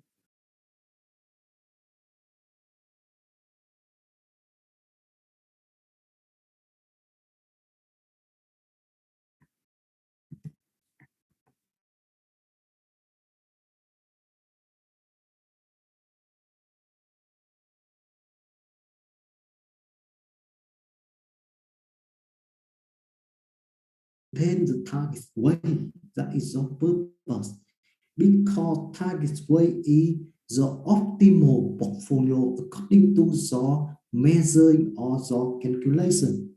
So that is a target weight. Okay, so now we have the initial investment like this, and this is a location asset strategy.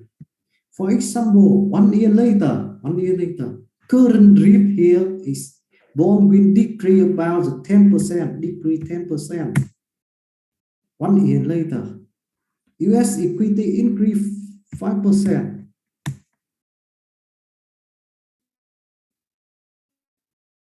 Inter real estate increase 15%. Gold decrease 7%. And cash, of course. And so what is the current or present value of all these assets? What is the value now? Do you know how to calculate the present value here? What is the formula? Dạ, lấy 45% nhân với 10.000 nhân cho 1 trừ cho 10% ạ. 45% nhân 10.000 nhân 1 trừ cho 10%. 45% nhân 10.000 chia cho 1 nhân với cả đến 10.000 xong rồi nhân với cả 1 trừ 10%. Khoan đã. Sao em biết được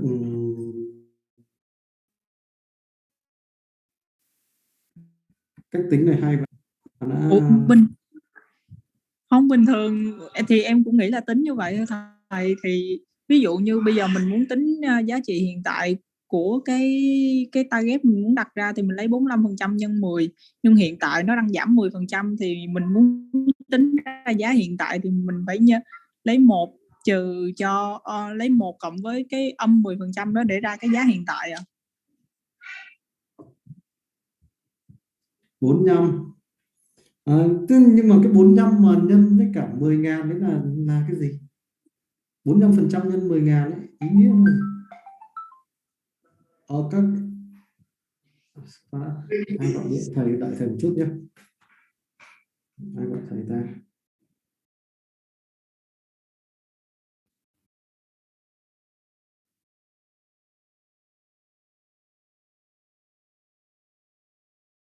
Ôi chết này.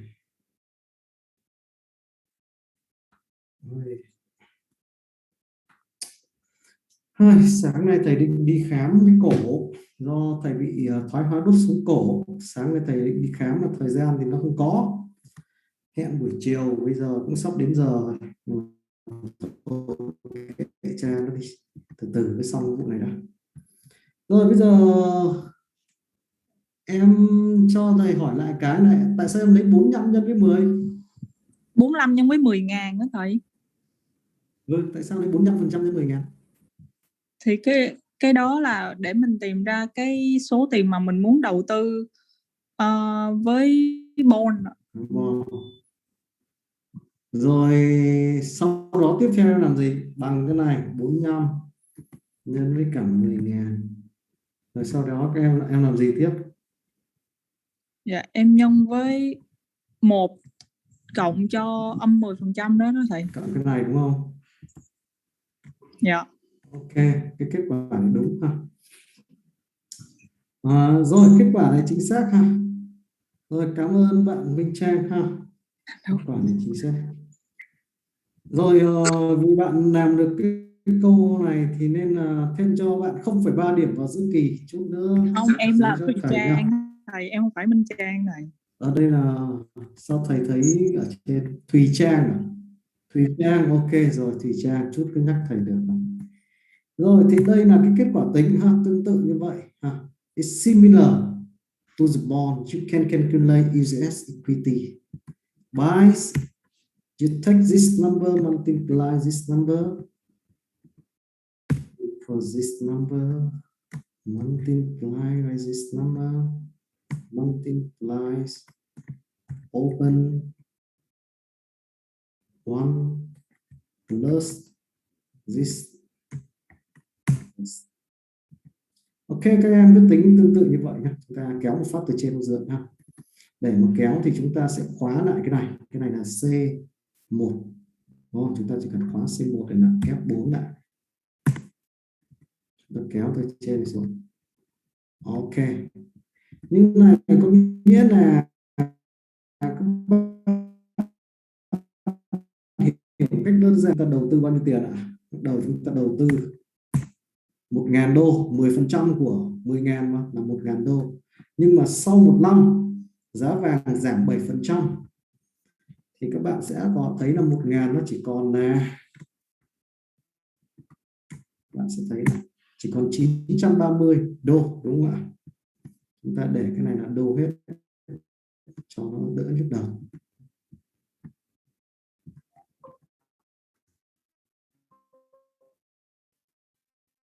Cái này bằng sum, bạn thấy lấy sum on below, on above values, sorry, on above not below, chúng ta sẽ có giá trị như này. Như vậy các bạn thấy là cái khoản đầu tư của các bạn lúc đầu là 10.000, sau một năm nó đã tăng lên 10.205.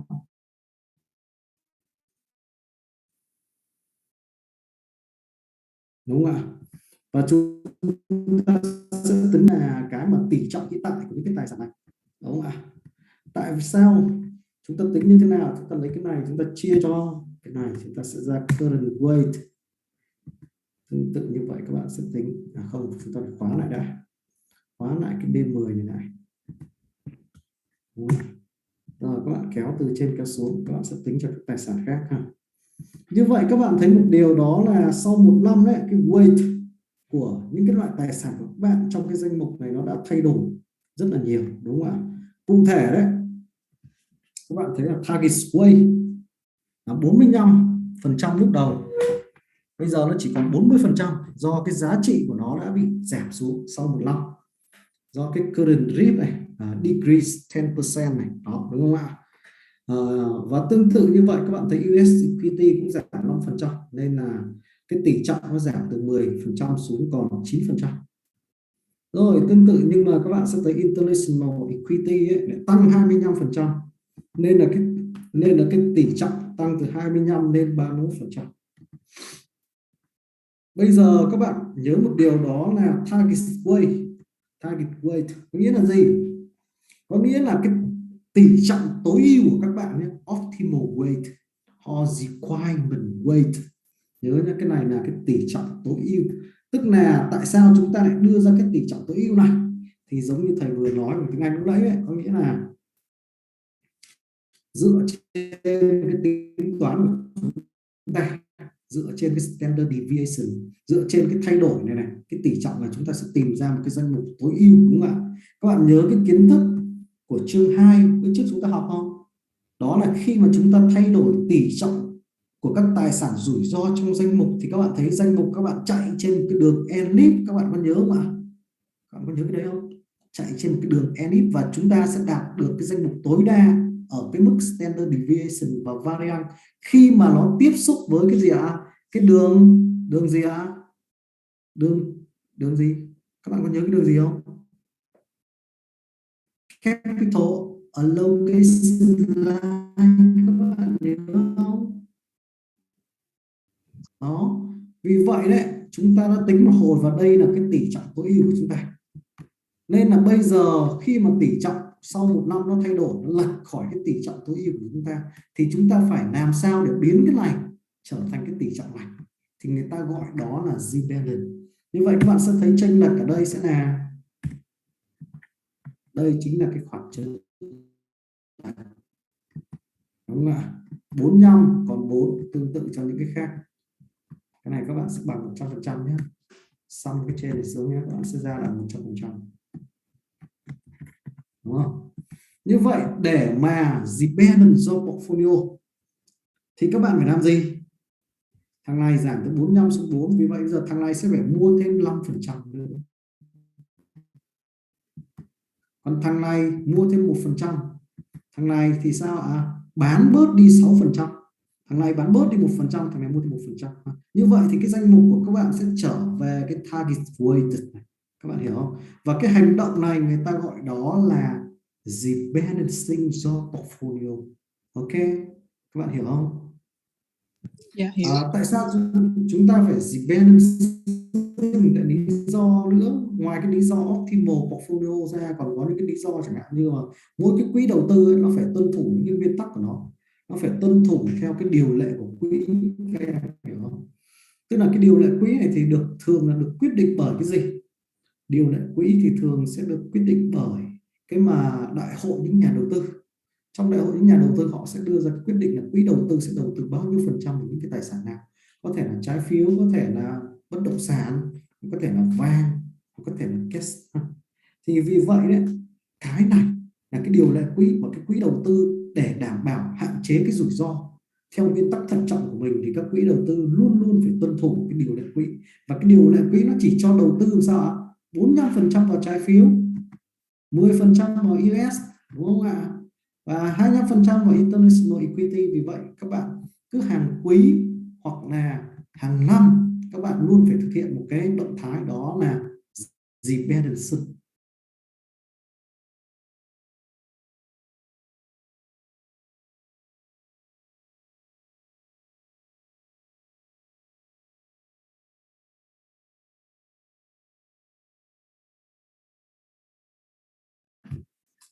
Ok không? Dạ. Các bạn có câu hỏi gì đây không nào? Các bạn câu hỏi gì đây không?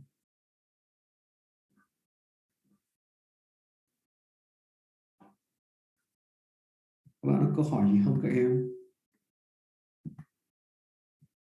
Rồi bây giờ nếu mà không có câu hỏi gì thì chúng ta quay trở lại cái slide của chúng ta.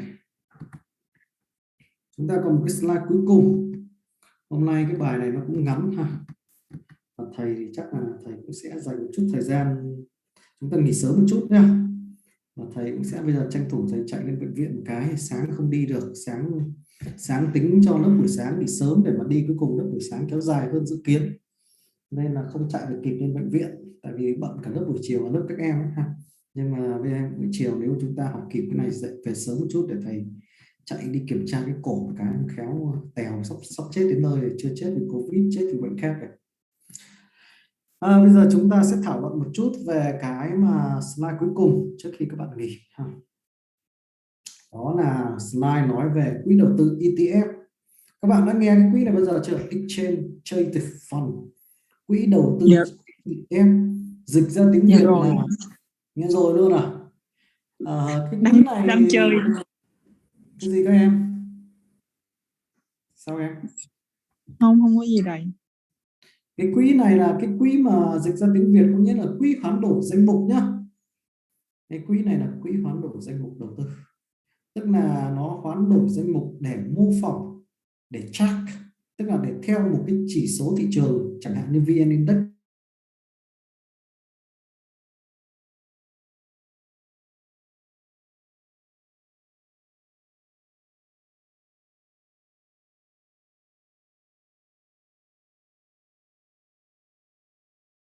Như thế nào các bạn sở hữu thông tin như thế nào đi chăng nữa, nếu chúng ta hoạt động trong một cái thị trường hiệu quả rãng mạnh thì sao ạ? Nhà đầu tư cho dù có những cái lợi thế đó đi chăng nữa thì vẫn không thể tìm kiếm được một cái mức lợi nhuận vượt trội so với lợi nhuận thị trường. Đó là lý thuyết thị trường hiệu quả, đúng không? Vì vậy nếu như chúng ta không thể nào tìm được một cái mức lợi nhuận cao hơn lợi nhuận của thị trường thì thôi, tại sao chúng ta không làm luôn nó bằng lợi nhuận thị trường, đúng không ạ? Vì vậy chúng ta chỉ cần mô phỏng một cái chỉ số thị trường nào đó, thì thị trường lên bao nhiêu thì cái quỹ của chúng ta sẽ lên bấy nhiêu, thị trường xuống bao nhiêu quỹ của chúng ta xuống bấy nhiêu. Và đây là một hình thức đầu tư bị động nha các em. Đây là hình thức đầu tư bị động, có nghĩa là chúng ta không thèm quan tâm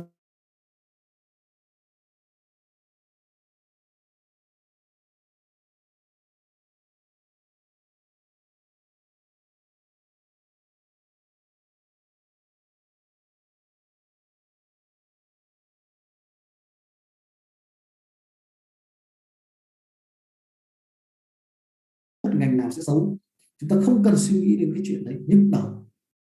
Chúng ta chỉ cần làm sao ạ? Mua cổ phiếu đúng theo tỷ trọng của một cái quỹ chỉ số nào đó, mua đúng theo tỷ trọng một chỉ số nào đó, tức là các bạn đang mô phỏng, simulate, có nghĩa là mô phỏng theo cái chỉ số đó, vậy thôi.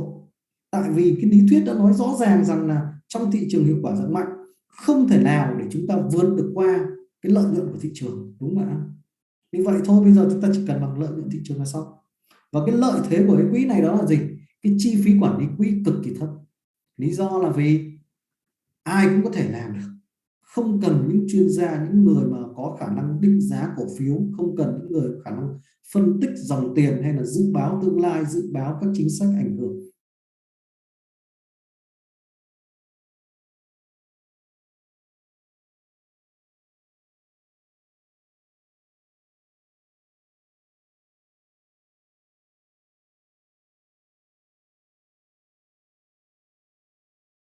một cái chỉ số nào đó, thế là xong.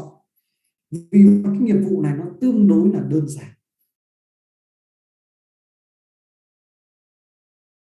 vực quản lý quỹ, và vì không đòi hỏi những chuyên gia hàng đầu trong lĩnh vực quản lý quỹ nên cái chi phí quản lý quỹ rất là tiết kiệm, rất là thấp so với những cái quỹ quản lý theo hình thức chủ động. Các bạn hiểu không ạ?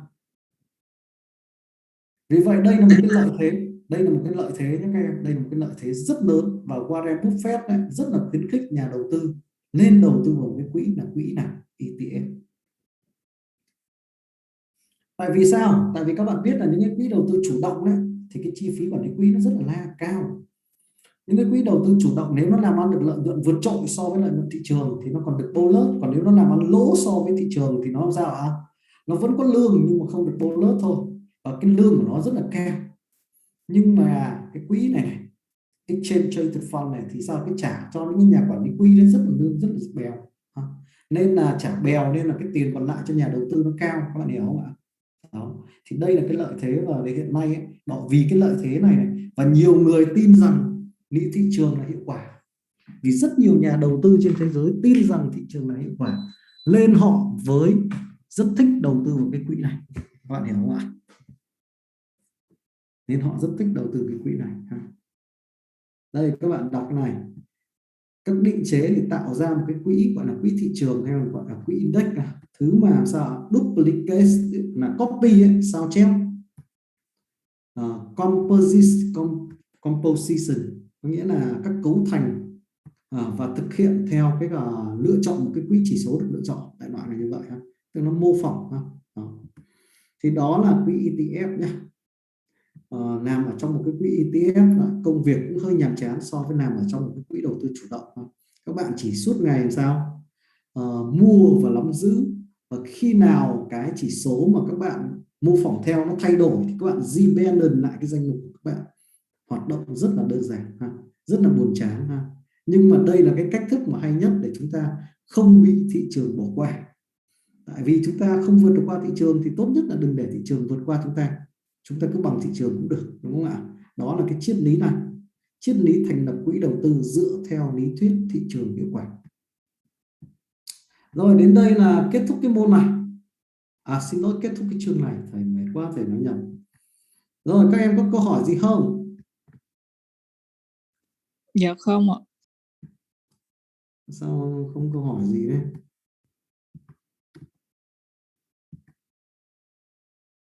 Không có câu hỏi gì luôn à?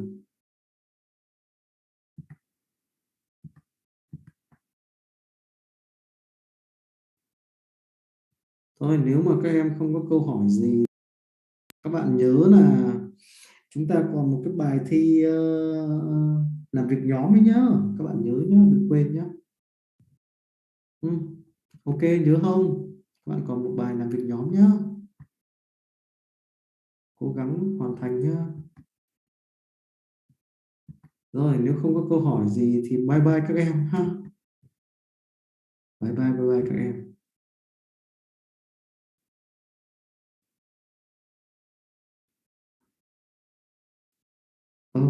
Khoan đã, từ từ quên mất chưa điểm danh. Điểm danh một cái đã để thầy còn nhớ, còn thêm điểm cho mấy bạn vậy.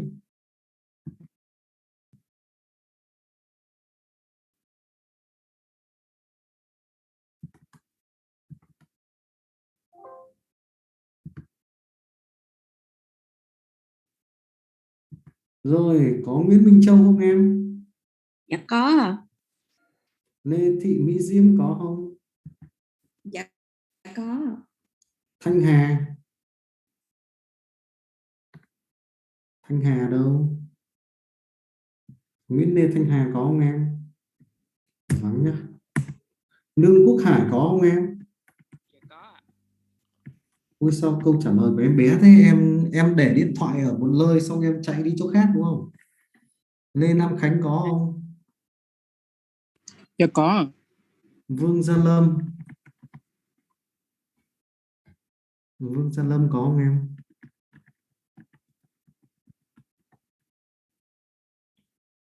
Vắng nhá. Rồi Hàn Thị Xuân Liên. Dạ có. Đặng Thị Hải Ly. Gia Lâm có thầy ơi, nãy giờ em đi vệ sinh thầy ơi. Suốt ngày đi vệ sinh các bạn lúc nào có lý do. Rồi Đặng Thị Hải Ly có không? Dạ có. Sao Lương Quốc Hải có cái gì kia, sao không nói to lên thầy biết rồi. Đặng Nguyễn Kim Ngân có không? Dạ có. Trần Hồng Ngọc thì sao? Trung Nguyên. Dạ có à. Quỳnh Nhi. Quỳnh Nhi có không? Quỳnh Nhi vắng. Yến Nhi có không? Dạ có. Quỳnh Như. Dạ có. Hoàng Phúc. Dạ có. Minh Quân. Dạ có. Minh Tâm. Dạ có. Phú Thịnh. Dạ có. Thanh Thúy. Dạ có. Minh Trang. Dạ có. Thùy Trang. Dạ có. Anh Tuấn. Dạ có. Lan Vi.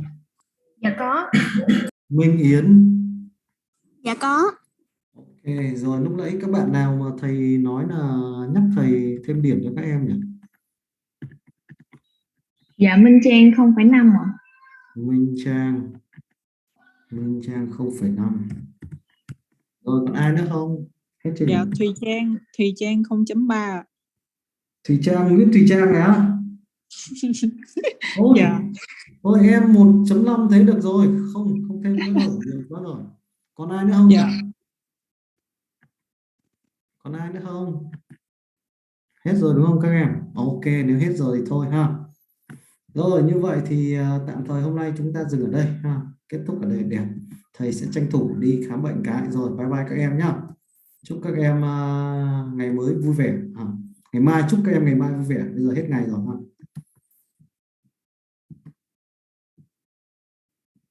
Rồi bye bye. Dạ chào thầy. Thầy ạ.